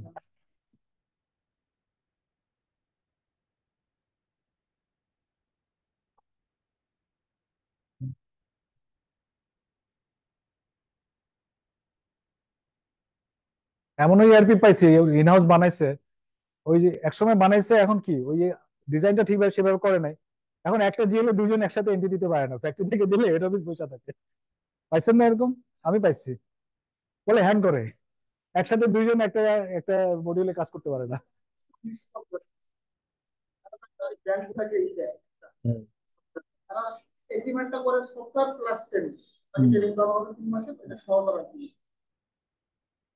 এখানে ওই ইআরপি তে যাওয়ার আগে সবার আগে তার বিজনেসের নিডটা বোঝা উচিত, কোন প্রসেসটাকে সেই ইআরপি তে নিবে, কোনটা নিবে না, 1 নম্বর। দেন ওটাকে স্ট্যান্ডার্ডাইজ করা উচিত, ডকুমেন্ট করা উচিত। কারণ এখানে আমরা যে রোলটা প্লে করি এখন, বিজনেস এবং আইটির সাথে ওই কমিউনিকেশনটা এস্টাবলিশ করি, বিকজ আইটি বিজনেস বোঝে না, বিজনেস আইটি বোঝে না, ঠিক আছে না? তো কোনটা করা সম্ভব, কোনটা করা সম্ভব না, ওই ডেফিনিশনটা করা উচিত। সো যারা ওই যে বড় বড় ইআরপি করে, এরা ওই যে বিজনেস রিকোয়ারমেন্ট ডকুমেন্ট বলে একটা ডকুমেন্ট জেনারেট করে, হ্যাঁ, তো অনেক অনেক নামে বলে, ওইটা ওইটা খুবই জরুরি, ব্লু প্রিন্ট করে আগে, যে এই জিনিস আমার এসএপি তে যাবে, এই জিনিস আমার ইআরপি তে যাবে, ইআরপিও বলবে হ্যাঁ this is what I am going to deliver. এবং প্রসেস ফ্লো দিয়ে ওরা করে দিবে, দেখাই দিবে। বিল্ডিং এর যেমন ব্লুপ্রিন্ট করে না, ডিজাইন করে না, আর্কিটেকচার ডিজাইন করে না, ওই সেম জিনিস। তো ওইটা করার সময় তখন আমরা কাজ করি। এরপরে আপনি এরপরে আইটির কাজ কি, ওই কোডিং করা, ওটা আমার জানার দরকার নাই। This is what I want, go and do it, that's it. আমরা এখনো ওই স্টেজে আছি যে আইটি কে দিয়ে আমরা এই প্রজেক্টটাকে লিড করাই, এবং যেখানে আইটি লিড করে, disaster. It has to be primarily finance driven হওয়া উচিত, because finance can see the whole মানে পিকচারটা একসাথে। অথবা it should be a collaboration, IT নিয়ে টিম করা উচিত যারা একসাথে এটা অ্যাপ্লাই করবে, বিকজ ডিফারেন্ট স্কিল লাগে জায়গায়। এটা ফাইন্যান্সের একারও কাজ না। ওই যে উনি যেটা বললেন, চার্ট অফ অ্যাকাউন্টস ডিফাইন করা নাই ওনার ওখানে, রিপোর্টটা কি রিপোর্ট লাগবে ওই রিপোর্ট ডিজাইন করা নাই ওখানে। এই কারণে ওই ডিজাস্টারটা হচ্ছে, স্ট্যান্ডার্ডাইজ করা যাওয়া নাই। মাস্টার ডেটা, এই যে সাপ্লায়ার বললাম, ভেন্ডার বললাম, জিএল বললাম, ব্যাংক মাস্টার বললাম, ম্যাটেরিয়াল বললাম, সবগুলোর মাস্টার ডেটা থাকে। Master data is very important.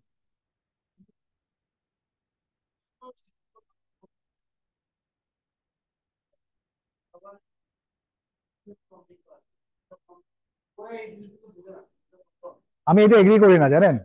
কারণ ওকে ট্রেন করা হয়নি ঠিক মতো। ওকে আপনি, না ভাইয়া, ওকে তো আপনি সায়েন্স দিচ্ছেন না। ওকে আপনি বলবেন তুমি এখানে ক্লিক করবে আর ওখানে ক্লিক করবে, that's the script he will have. ওর জন্য সহজ তো এটা।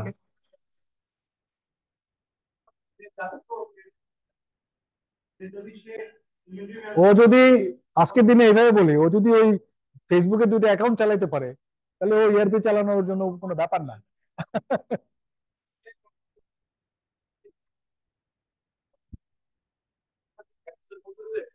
জার্নালটা কি হবে? জার্নালটা বলতে পারে না, জার্নাল সে অ্যাকাউন্টে এটা তো আমার টাকা বিষয়, আমার পক্ষে লাভ করার ওটা রাজনীতি। এই এত কোটি টাকা ইনভেন্টরি ইয়াতে যদি এত ভালো ভালো রাখবো না এই চাবি সবথেকে যে চালাবেন তাহলে ওখানে লোক আছে মালিক চেঞ্জ করা তো সহজ ব্যাপার। আমার কি আপনি 3 কোটি টাকা দেওয়া ওটাই তো বললাম, ওই যে চেঞ্জ ম্যানেজমেন্ট এবং রেডিনেস আপনি করতেছেন না, রাইট রিসোর্স দিচ্ছেন না। আপনি 5 কোটি 10 কোটি টাকা, এখন তো কম লাগে ইআরপি কিনতে, মানে এসএপি নিতে। এটা ওই স্কোয়ারকে গিয়ে জিজ্ঞেস করেন, ওরা 40 কোটি টাকা দিয়ে ইআরপি নিচ্ছে। এখন তো ক্লাউডে টাকা রাখা যায়, আধার লাগে না। আর ছোট কোম্পানির জন্য দের ইজ এসিপি বি 1, এটা ছোট ভার্সন, যেটা আপনার 1.5 থেকে 2 কোটি টাকার মধ্যে হয়ে যাবে, 40টা 50টা ইউজার সহ ওটা হয়ে যাবে।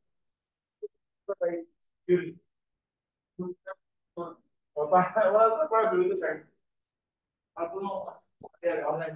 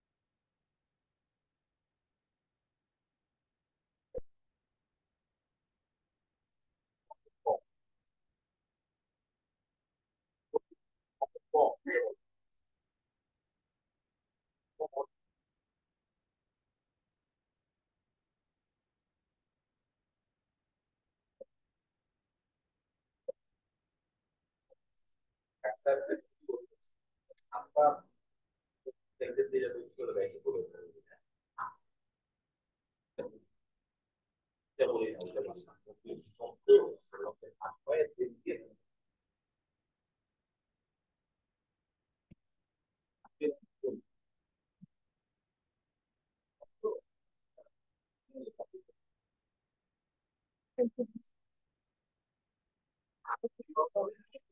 ওই যে পানিটা পড়তেছে।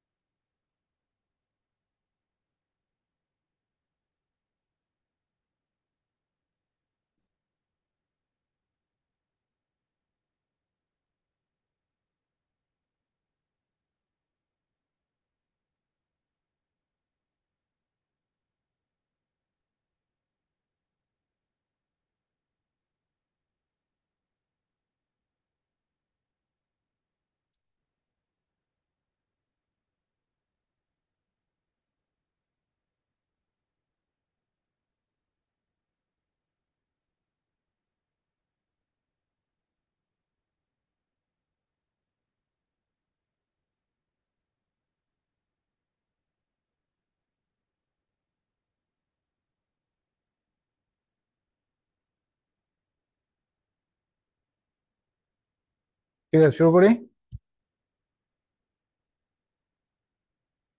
সো অটোমেশন বা আইটির role in supply chain is like beyond মানে এক্সপ্লেনেশন এখন, তাই না? যে আমরা সবাই জানি এটা। তারপরে হচ্ছে কি কি ধরনের জিনিসগুলো আসলে আমরা মানে we can manage through ERP বা automation.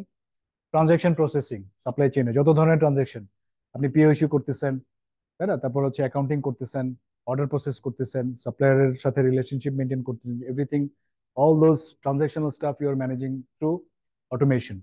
Supply chain planning, collaboration. প্ল্যানিংটা কি? এমআরপি রান করতেছেন, ডিমান্ড প্ল্যানিং করতেছেন, ওই কাজগুলো এখানে চলে আসছে সিআরপির মধ্যে। ওকে, ইন্টিগ্রেটিং। অর্ডার ট্র্যাকিং, কাস্টমারের সাথে যে রিলেশনশিপটা মেনটেন করতেছেন সেটাও আপনি এখানে সিস্টেমের মধ্যে নিয়ে আসতেছেন। ওকে, যেটা বলতেছিলাম যে আদার দেন ইআরপি আর কি কি ধরনের অটোমেশন আমরা ইউজ করি, রাইট, ইন সাপ্লাই চেইন কি আছে?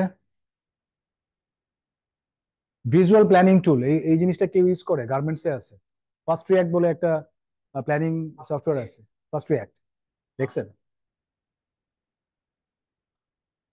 সরি, প্ল্যানিং এর জন্য আমি বলছি ভিজুয়াল প্ল্যানিং টুল, মানে প্ল্যানিং এর একটা সফটওয়্যার যেটা আপনি ভিজুয়ালি ম্যানেজ করেন, কোনো ডেটা এন্ট্রি না। আপনি ড্র্যাগ এন্ড ড্রপ করে কাজটা খুব সহজভাবে করতে পারেন। এতে কি হয়? কাজ সহজ হয়ে যায়। ধরেন আপনার 20টা বা 10টা লাইন আছে, প্রোডাকশন লাইন আছে গার্মেন্টস এর, কোন লাইনে কোন স্টাইল করবেন এটা আপনি ড্র্যাগ এন্ড ড্রপ করে এই প্ল্যানিংটা করবেন। এরকম বেশ কিছু সিমেন্সের কোথায় এক্সেলে করতেছেন, but Excel is prone to lot of mistakes and errors, right? Change করে ফেলতে পারে, হ্যাঁ, ওখানে ইন্টিগ্রিটি থাকে না। আর আমি বলতেছি ওই ধরনের সফটওয়্যার গুলো আছে, এগুলো আমরা জানি, এগুলো ইউজ হয়, যেখানে আপনি ওই ইন্টিগ্রিটি থাকবে প্লাস ব্যাক এন্ডে আপনার ইনফরমেশন দেওয়া থাকবে। ওই যে আপনার কোন লাইনের এসএমভি কত, ওই জিনিস দেওয়া থাকবে। যখন আপনি একটা স্টাইলকে ওই লাইনে ফেলবেন, অটোমেটিক হিসাব করে বলে দিবে আপনি এই পরিমাণ করতে পারবেন, রাইট? তো এই ধরনের টুলগুলো আছে। মেশিন লাইক দ্যাট, অটোক্যাড তো ডিজাইন করতেছেন, আর এখানে হচ্ছে আপনি প্ল্যানিং করবেন। হ্যাঁ, হ্যাঁ, বলে দিবে কি সব।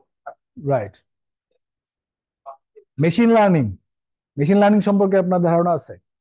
একটা এক্সাম্পল আছে আমার কাছে, আমার একটা ক্লায়েন্ট আছে, ওরা আইটি নিয়ে কাজ করে, ওদের একটা প্রোডাক্ট আছে, ওটা আমি দেখাবো, but any idea? How does machine learning work? ChatGPT কিন্তু predictive model, right? Predictive model, but machine লার্নিংটা কি জিনিস? মেশিনকে আপনি বলে দিচ্ছেন কিভাবে কোনো একটা ডেটা জেনারেট করতে হবে। হ্যাঁ, এটাকে বলা হচ্ছে সুন্দর করে মেশিন লার্নিং, বাট বেসিক্যালি আপনি মেশিনকে শেখাচ্ছেন সে কিভাবে আপনার এখান থেকে ডেটা রেকর্ড জেনারেট করবে, যেটা আপনার ডিসিশন মেকিং এ হেল্প করবে। ঠিক আছে? আপনি সিসিটিভি কে বলে দিচ্ছেন যে এখান দিয়ে যে কটা মানুষ হেরে যাবে তুমি এটা কাউন্ট করবে, করে আমার ইআরপি তে এন্ট্রি দিয়ে দিবা যে এখান থেকে কজন মানুষ ঢুকছে।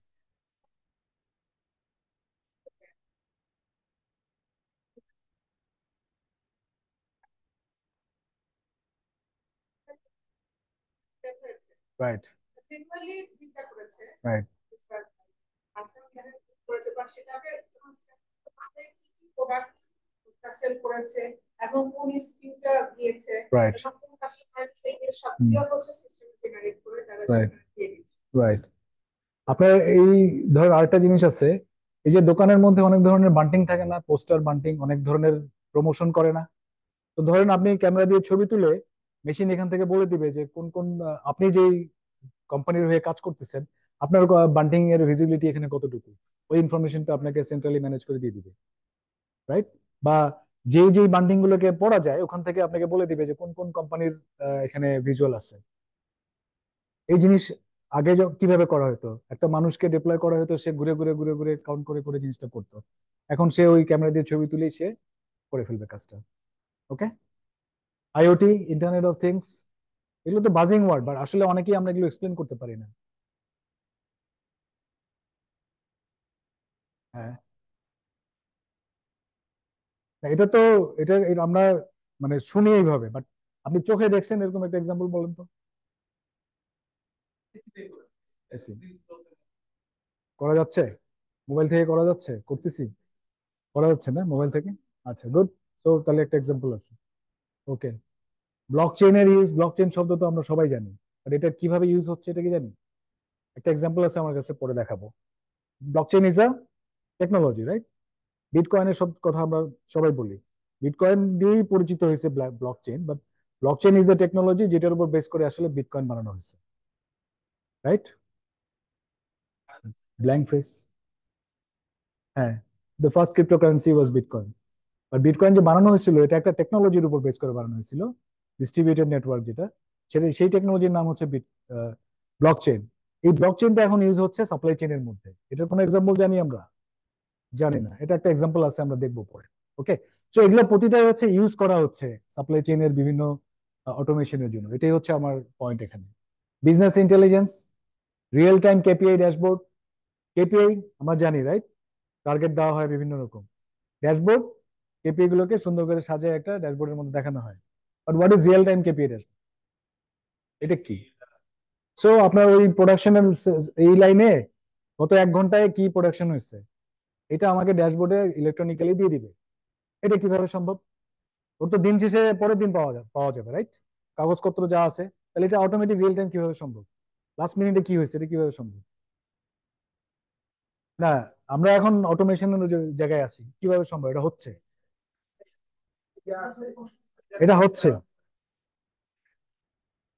এখানে অনেক মেশিনের পিএলসি থাকে না, ওদের যে সার্কিট থাকে ওইখান থেকে এই যে আইওটি এখানে ব্যবহার হচ্ছে। এখানে সেন্সর দেওয়া আছে, প্রতিটা 20 স্কোয়ার মিটারের মধ্যে যত মেশিন আছে ওখান থেকে ও ইনফরমেশন করে নিয়ে নিবে, হ্যাক করে নিয়ে নিবে, নিয়ে এটা সে একটা সার্ভার পিসির মধ্যে দেখাবে যে এই মেশিনের মধ্যে কোন কোন মেশিনে কতটুকু প্রোডাকশন হচ্ছে, এটা দেখাবে সে। এখন তাহলে ওখান থেকে ডেটা নিয়ে দেখাচ্ছে, নিডলের কাছে সেন্সর দিয়ে দেওয়া হচ্ছে, নিডল মুভ করতেছে, প্রোডাকশন হচ্ছে, স্টপ করতেছে, কতবার সে স্টপ করলো, আইডল টাইম কতটুকু, ওখান থেকে বের করা হচ্ছে।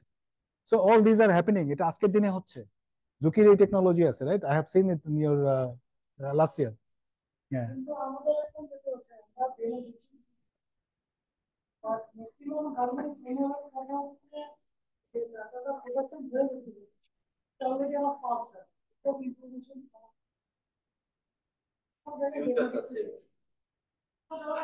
ফিউচারে কটা হবে, ম্যাজিক ওয়ান লাগবে। হুম। আমরা জিনিসটা এইভাবে দেখি 2 দিন পরে জানার পর বদলে যদি আমি 1 ঘন্টার মধ্যে জেনে যাই, তাহলে কি আমার আরো ফাস্ট রিয়াক্ট করতে পারি না? আমি কারেক্টিভ মেজারটা তাড়াতাড়ি নিতে পারি না? কোনো একটা লাইনের প্রোডাকশন স্লো হয়ে গেছে, এটা আমি যদি 1 ঘন্টার মধ্যে জানি, তাহলে 1 ঘন্টার মধ্যে আমরা অ্যাড্রেস করতে পারি না যে কোন মেশিনের প্রোডাক্টিভিটি স্লো। এটা তো আমরা পরে জানবো, খুঁজে বের করতে হবে। কেউ তো এসে বলবে না যে আমি আজকে কম প্রোডাকশন করছি। মেশিন যদি আমাকে বলে দেয়, আমি যদি ইলেকট্রনিক্যালি পেয়ে যাই, রিয়েল টাইমে আমি তাকে গিয়ে অ্যাড্রেস করতে পারি ওর কি সমস্যা, ওর কি ট্রেনিং নাই, নাকি অসুস্থ, নাকি কি হয়েছে ওর, right? It's a very difficult question. কে ইউজ করতেছে? সলিউশন প্রোভাইডার আমি চিনি, বাট কারা ইউজ করতেছে, ঝুঁকি করতেছে এটা আমি জানি। ঝুঁকি সলিউশন প্রোভাইড। হ্যাঁ, ঝুঁকি কোথাও করছে ইমপ্লিমেন্ট?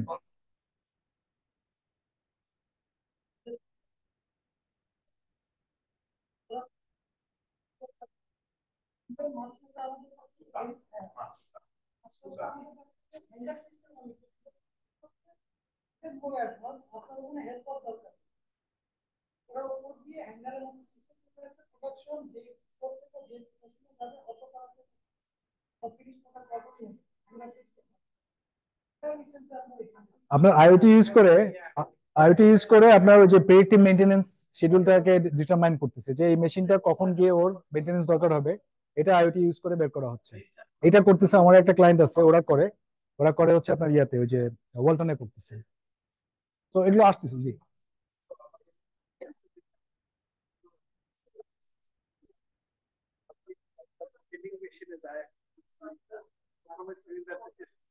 আচ্ছা, একটা একটা ডিসকাশন। হুম, সে ডিটারমিন করে ফেলবে এই মতো রাইট, যদি এটা 12 কেজি সিলিন্ডার হয় নরমালি কিছু বেশি, রাইট। তখন যদি এখানে 50 গ্রাম থাকে তাহলে ওকে 11.5 ছিল, কিন্তু সে নিজে সেন্সর করে নিচ্ছে। এখন আসলে সে বুঝবে কিভাবে কখন আমি থামবো? এটা একটা ইন্টারেস্টিং জিনিস আছে, ওখানে ওই যে সেন্সর দেওয়া আছে প্রতিটা সিলিন্ডারের গায়ে, ওটার একটা টিয়ার ওয়েট দেওয়া আছে। ওকে, সেই টিয়ার ওয়েট দিয়ে সেই হিসাব করে দেখে টিয়ার বললে এটার ওজন কত হবে, 27 কেজি, না হলে 27 কেজি ধরে। রাইট, এবারে আপনি যেটা বললেন এটা আমাদের এখানে ব্যাপার না। এক্স্যাক্টলি। কারণ ultimately আপনার মেশিন হয় কেবল হয় ডাটাটা আবার সফটওয়্যারের মাধ্যমে ওখান থেকে বোঝা যায়। এবং এগুলো রিয়েল টাইমই করা সম্ভব, এভরি আওয়ার বা এভরি মিনিট। আমাদের সিলিন্ডার বানানো টোটাল ডেভেলপমেন্ট জাস্ট একটা এইচআর কয়েল বিশাল একটা কেন ঢুকে পুরোটা একবার কি 3D প্রিন্টিং করতেছে? 3D প্রিন্টিং, হ্যাঁ 3D প্রিন্টিং এখানে আমি নিয়ে আসছি। 3D প্রিন্টিং সম্পর্কে কে জানেন, শুনছেন? What is 3D printing? একটা এক্সাম্পল আছে, আমি দেখি ইউটিউবের মধ্যে প্রচুর আছে, আমি জাস্ট কয়টা লিংক নিয়ে আসছি। হ্যাঁ, আসলে আদৌ কিছু নেই কিন্তু আসলে বুঝি নাই, কি নাই না? বলতেছি যে এমন ভাবে দেখা যায় হুম, আপনার যখন paint হ্যাঁ, রাইট, রাইট। মানে মেশিন অটোমেটিক্যালি একটা করতেছে, বাট নর্মালি ওরা 2D টাইপের অবজেক্ট যেগুলো সেগুলো করতে পারে, বেশি কমপ্লেক্স জিনিস করতে পারে না। নৌকা টোকা বানাই ফেলতেছে বড় বড়, দেখাবো। ওকে, ড্রোন টেকনোলজি সাপ্লাই চেইনে ব্যবহার হচ্ছে, এক্সাম্পল আছে। এগুলো এগুলো ভিডিওতে দেখতে হবে, আমাদের দেশে ওইভাবে হচ্ছে না। অ্যামাজন ইউজ করতেছে, রাইট? এগুলো প্রচুর ভিডিও আছে, যে জায়গা মতো কোঅর্ডিনেশন সেট করে ওখানে ডেলিভার করে আসতেছে। This are the things happening. Okay, আচ্ছা, ইআরপি আলাদা একটা স্লাইড ছিল, বাট ইআরপির রোল কি, কিভাবে কাজ করে, ফাংশনালিটি কিভাবে ইন্টিগ্রেট করে, এটা নিয়ে ডিটেলস ডিসকাস করার দরকার নাই এখানে। একটা অর্গানাইজেশনে যতগুলো ফাংশন আছে সবগুলো ইআরপির মধ্যে ইন্টিগ্রেটেড হয়ে কাজ করে, রাইট? আমরা কি নামাজের ব্রেক নিব নাকি? আমার হয়তো আর 15-20 মিনিটস লাগবে। হ্যাঁ,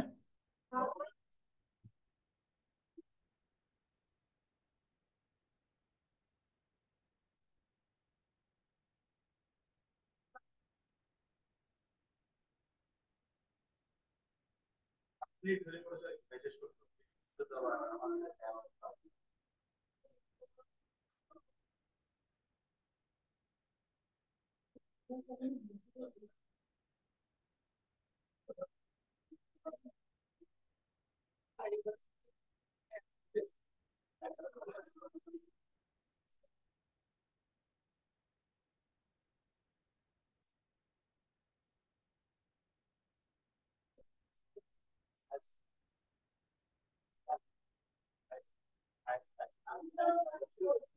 আচ্ছা, আজানের পরে যদি আমাকে 10 মিনিট টাইম দেন তাহলে I can finish it.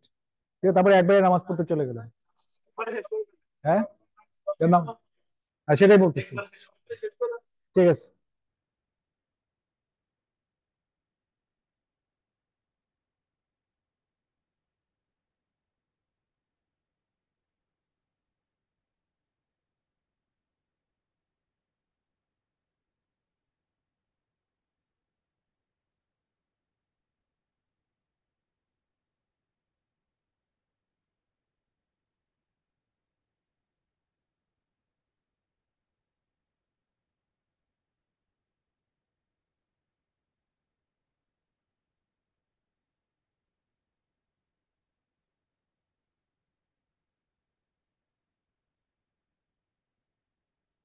Supply chain ERP তে কিভাবে কাজ করবে এই জিনিসটা মোটামুটি আমরা ক্লিয়ারলি বুঝে গেলাম। অন্যান্য ফাংশন গুলো কিভাবে ইন্টিগ্রেট করে এটার মধ্যে, হিউম্যান রিসোর্স কিভাবে ইন্টিগ্রেট করবে।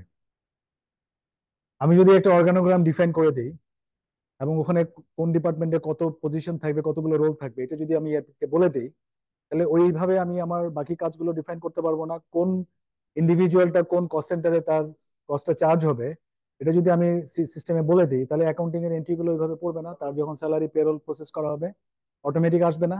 একটা মানুষকে যখন আমি একটা একটা ভ্যাকেন্ট পজিশনের জন্য যখন আমি রিক্রুট করব, তাহলে এই পুরো কাজটা তাকে ইন্টারভিউর জন্য ডাকা, তারপর তাকে অ্যাপয়েন্টমেন্ট দেওয়া, তারপর তার লাইন ম্যানেজার অ্যাসাইন করা, তারপর টিম অ্যাসাইন করা, এই পুরো জিনিসগুলো ইআরপির মধ্যে যদি আমরা করতে পারি, তাহলে ওটা একটা ইন্টিগ্রেশন হলো। রাইট, তাহলে হিউম্যান রিসোর্স নিয়ে আসলাম। আমি যদি এখন ডিস্ট্রিবিউশন নিয়ে আসি, সেম ওয়েতে আমার যদি ফ্লিট ম্যানেজমেন্ট করতে যাই, কতগুলো ট্রাক আছে বা লরি আছে, ওই জিনিসগুলো আমরা এখানে ডিফাইন করে মডিউল ডেভেলপ করে করতে পারি। ঠিক আছে। তারপর হচ্ছে মার্কেটিং এর কোন এরিয়াগুলো আমরা করতে পারবো, সিআরএম যেটা বলি, কাস্টমার রিলেশনশিপ ম্যানেজমেন্ট, আমার লিড জেনারেশন থেকে শুরু করে একটা কাস্টমার ডিফাইন করা, তাকে অর্ডার প্রসেস করা, সে তাকে ইনভয়েস করা, সেটার অ্যাকাউন্টিং, কালেকশন, কোন ব্যাংক অ্যাকাউন্ট থেকে কিভাবে কালেকশন হচ্ছে, সবকিছু আমরা সিস্টেমের মধ্যে নিয়ে আসতে পারবো। তাহলে আমার সাপ্লাই চেইনের পাশাপাশি হিউম্যান রিসোর্স, তারপর হচ্ছে কি কাস্টমার, ডিস্ট্রিবিউশন, ওয়্যার হাউস, এগুলো চলে আসবে। দেন হচ্ছে এটার সবকিছুর মূলে তো ব্যাক এন্ডে অ্যাকাউন্টিং থাকতেছে, যে যে এন্ডে আমার ফাইন্যান্সিয়াল ট্রানজাকশন হচ্ছে সেগুলো নিয়ে আসবো।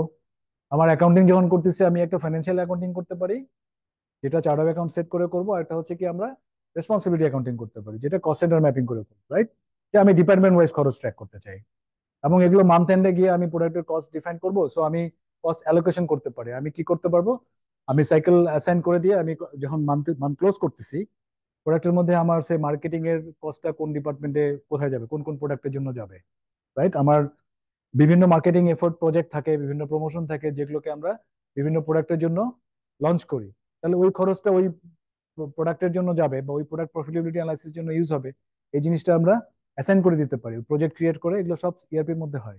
ওকে।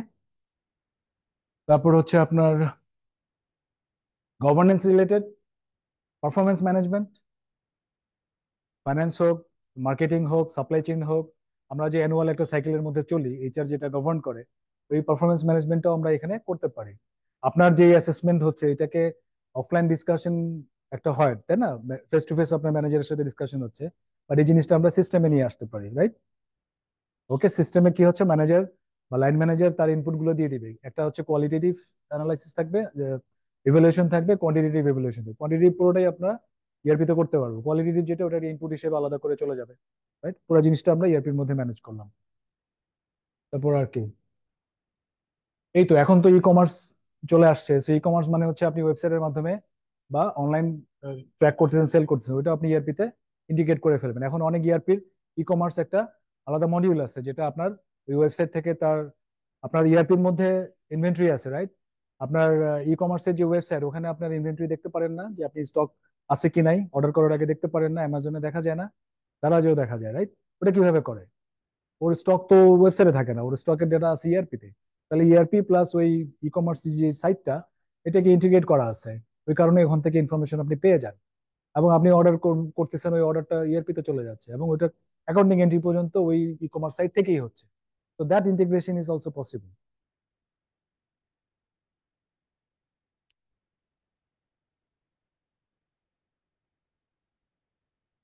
ওকে। তো আপনাদের যে যে যে অর্গানাইজেশনে কাজ করতেছেন, কোথায় কোথায় ইআরপি ইউজ হয়, কোথায় হয় না, একটু জেনে নেই। আপনার অডিট, কি কি এনভায়রনমেন্টে আপনারা কাজ করেন ইআরপি এনভায়রনমেন্টে?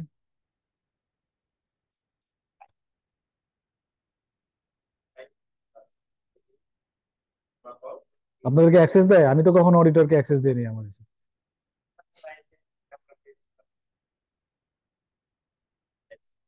আচ্ছা,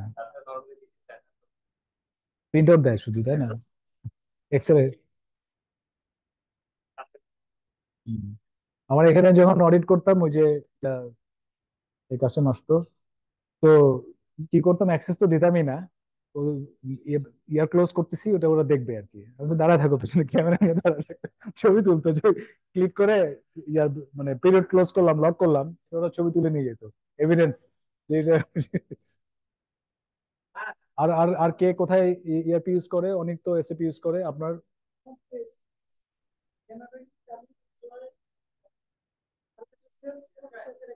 সেলসফোর্স একটা গ্লোবাল সফটওয়্যার, হ্যাঁ।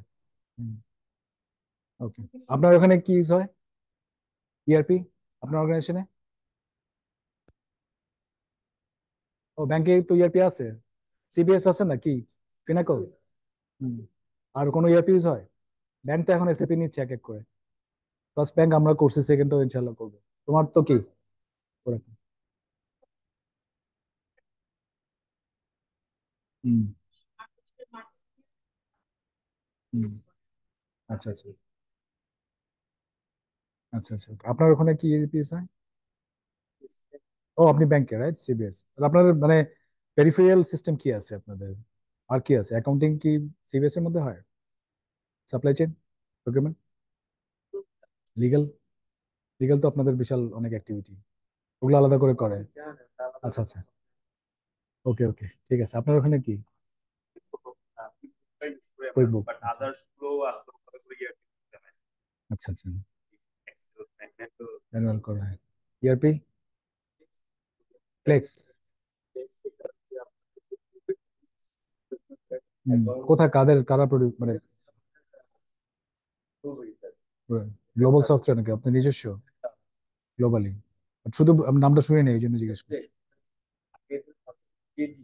আচ্ছা, এখন এটা নতুন ভার্সন আসছে ফ্লেক্স, এটা আমরা গ্লোবালি পেয়েছি। ট্যালি, সরি, কি ইআরপি?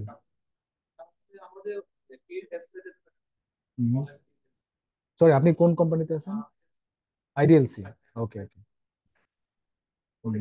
আপনার তো এসএপি নাকি? Oracle, sorry. আপনার লজিক সফট, ওই যে অ্যাসোটেক্স? হ্যাঁ। আচ্ছা, ওকে। আপনার? ওকে, ভাইয়া আপনার ওখানে কি? পেরোল এবং ট্যাক্সটা থার্ড পার্টি করে, ওরা একটা সফটওয়্যার আইডি পাসওয়ার্ড দেওয়া, আমরা অ্যাক্সেস বাট আপনার ইন্টারনাল অপারেশনের জন্য ইআরপি ইউজ করেন না? ফিচার এইচআর ছাড়া? ফিচার ছাড়া এসএপি ও, এসএপি ইউজ করতেছেন, রাইট। আপনার এনি ইআরপি? এটা কি নতুন?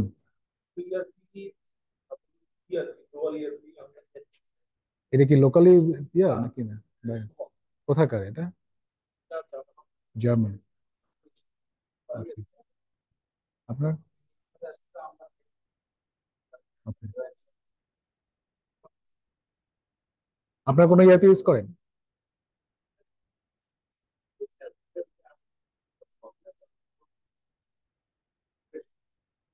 Okay.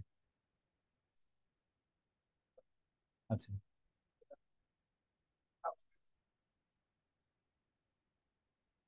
ঠিক আছে। সো এখানে দুইটা স্লাইড, এটা আসলে আমি রাখছি এখানে জাস্ট বলার জন্য। ব্যালেন্স স্কোর কার্ড সম্পর্কে ধারণা আছে? পরিচিত শব্দ না, এগুলো ট্রেনিং করানো হয় অনেক, তাই না? সো অর্গানাইজেশনের সব লেভেলের সব ফাংশনের পারফরমেন্স ম্যানেজ করার জন্য করা হয়। গোল সেট করা হয়, মিশন ভিশন এদের সাথে অ্যালাইন করে কি করতেছি আমরা, ফাইন্যান্স রিলেটেড কেপিআই গুলো ডিফাইন করতেছি। তারপর হচ্ছে ইন্টারনাল বিজনেস রিলেটেড কেপিআই, মানে অপারেশনস যেখানে আসতেছে। তারপর হচ্ছে লার্নিং এন্ড গ্রোথ, কিভাবে আমরা ট্যালেন্ট ডেভেলপ করবো এটা। দেন ফাইনালি হচ্ছে কাস্টমারের সাথে যেই অ্যাক্টিভিটি গুলো আছে সেখানে কি কি ধরনের কেপিআই গুলো ম্যানেজ করবো। এই কাজগুলো আমরা অটোমেট করে ট্র্যাক করতে পারি। That's the reason for putting this here. তারপর হচ্ছে স্কোর মডেল, মানে সাপ্লাই চেইন নিয়ে আরো কথাবার্তা বললে এই জিনিসগুলো আপনাদের সামনে আসবে আর কি। এসিও আর সাপ্লাই চেইন অপারেশনস রেফারেন্স, এটা একটা মেথোডোলজি সাপ্লাই চেইনটাকে ফ্রেমওয়ার্কের মধ্যে নিয়ে আসা। কি করে, সাপ্লাই চেইনের কাজগুলোকে যদি ভাগ করে, ফার্স্ট কি করবে, ওরা প্ল্যান করবে, রাইট? তারপরে কি করবে, সোর্স করবে, মানে পারচেস করে নিয়ে আসবে। দেন মেক, ডেলিভার। মেক মানে হচ্ছে ম্যানুফ্যাকচারিং করবে বা অ্যাভেলেবল করবে টু সেল। দেন ফাইনালি এটা সেল করবে কাস্টমারের কাছে, দেন রিটার্ন প্রসেসটা হবে। এই জিনিসটাকেই একটা মডেলের মাধ্যমে বিভিন্ন অ্যাক্টিভিটিতে ভাগ করে বিভিন্ন কেপিআই সেট করে এটাকে ম্যানেজ করার যে প্রসেসটা, এটাকেই ওরা স্কোর মডেল দিয়ে বোঝানোর চেষ্টা করছে। এটা এখানে এই স্লাইডটা এখানে দেওয়ার অর্থ হচ্ছে এইভাবেও আমরা পারফরমেন্স মেজার করতে পারি থ্রু ইআরপি, কেপিআই গুলো ডিফাইন করে। ওকে, ডিটেলসে যাব না, এগুলো জাস্ট জানার জন্য। আচ্ছা, এটা হচ্ছে রিসেন্টলি আমি একটা প্রজেক্ট করছি একটা কোম্পানিতে, ম্যানুফ্যাকচারিং কোম্পানিতে। এখানে আমরা ওই যে এসএনওপি প্রসেসটা লেআউট করছি, তখন এই ডিপার্টমেন্ট গুলোর কেপিআই গুলো আমরা সাজাইছি এইভাবে যে এই কেপিআই গুলো ট্র্যাক করবো। আপনাদের সবার অর্গানাইজেশনে এরকম কেপিআই আছে। ফাইন্যান্স ডিপার্টমেন্টের জন্য হেড অফ ফাইন্যান্স, সিএফও থেকে শুরু করে এই যে বাচ্চা যে অ্যাকাউন্টেন্ট আছে তার সবারই একটা পুরো টিমের একটা টার্গেট থাকে, ওটাকে ক্যাসকেড করে ভাগ করে ইন্ডিভিজুয়ালের জন্য টার্গেট করে দেওয়া হয়। ফাইন্যান্সের একরকম থাকবে, সাপ্লাই চেইন প্রকিউরমেন্টের একরকম থাকবে, প্রোডাকশনের একরকম থাকবে, মার্কেটিং এর বিভিন্ন ট্রেড মার্কেটিং এর একজন থাকবে, ব্র্যান্ডের থাকবে একরকম, ডিস্ট্রিবিউশনের জন্য একরকম থাকবে, ওয়্যারহাউসের জন্য একরকম থাকবে, বিভিন্ন রকম কেপিআই থাকবে, রাইট? একটা এক্সাম্পল যদি বলি, ফ্যাক্টরিতে কি কি ধরনের কেপিআই থাকতে পারে?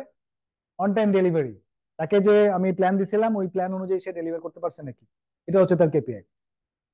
তারপর কি, মার্কেট রিটার্ন, সে কোয়ালিটি প্রোডাক্ট করছে কিনা, কি পরিমাণ মার্কেট রিটার্ন আসছে, এটা তার একটা কেপিআই, রাইট? তারপর হচ্ছে ডাউন টাইম, ফ্যাক্টরি কতক্ষণ অফ ছিল।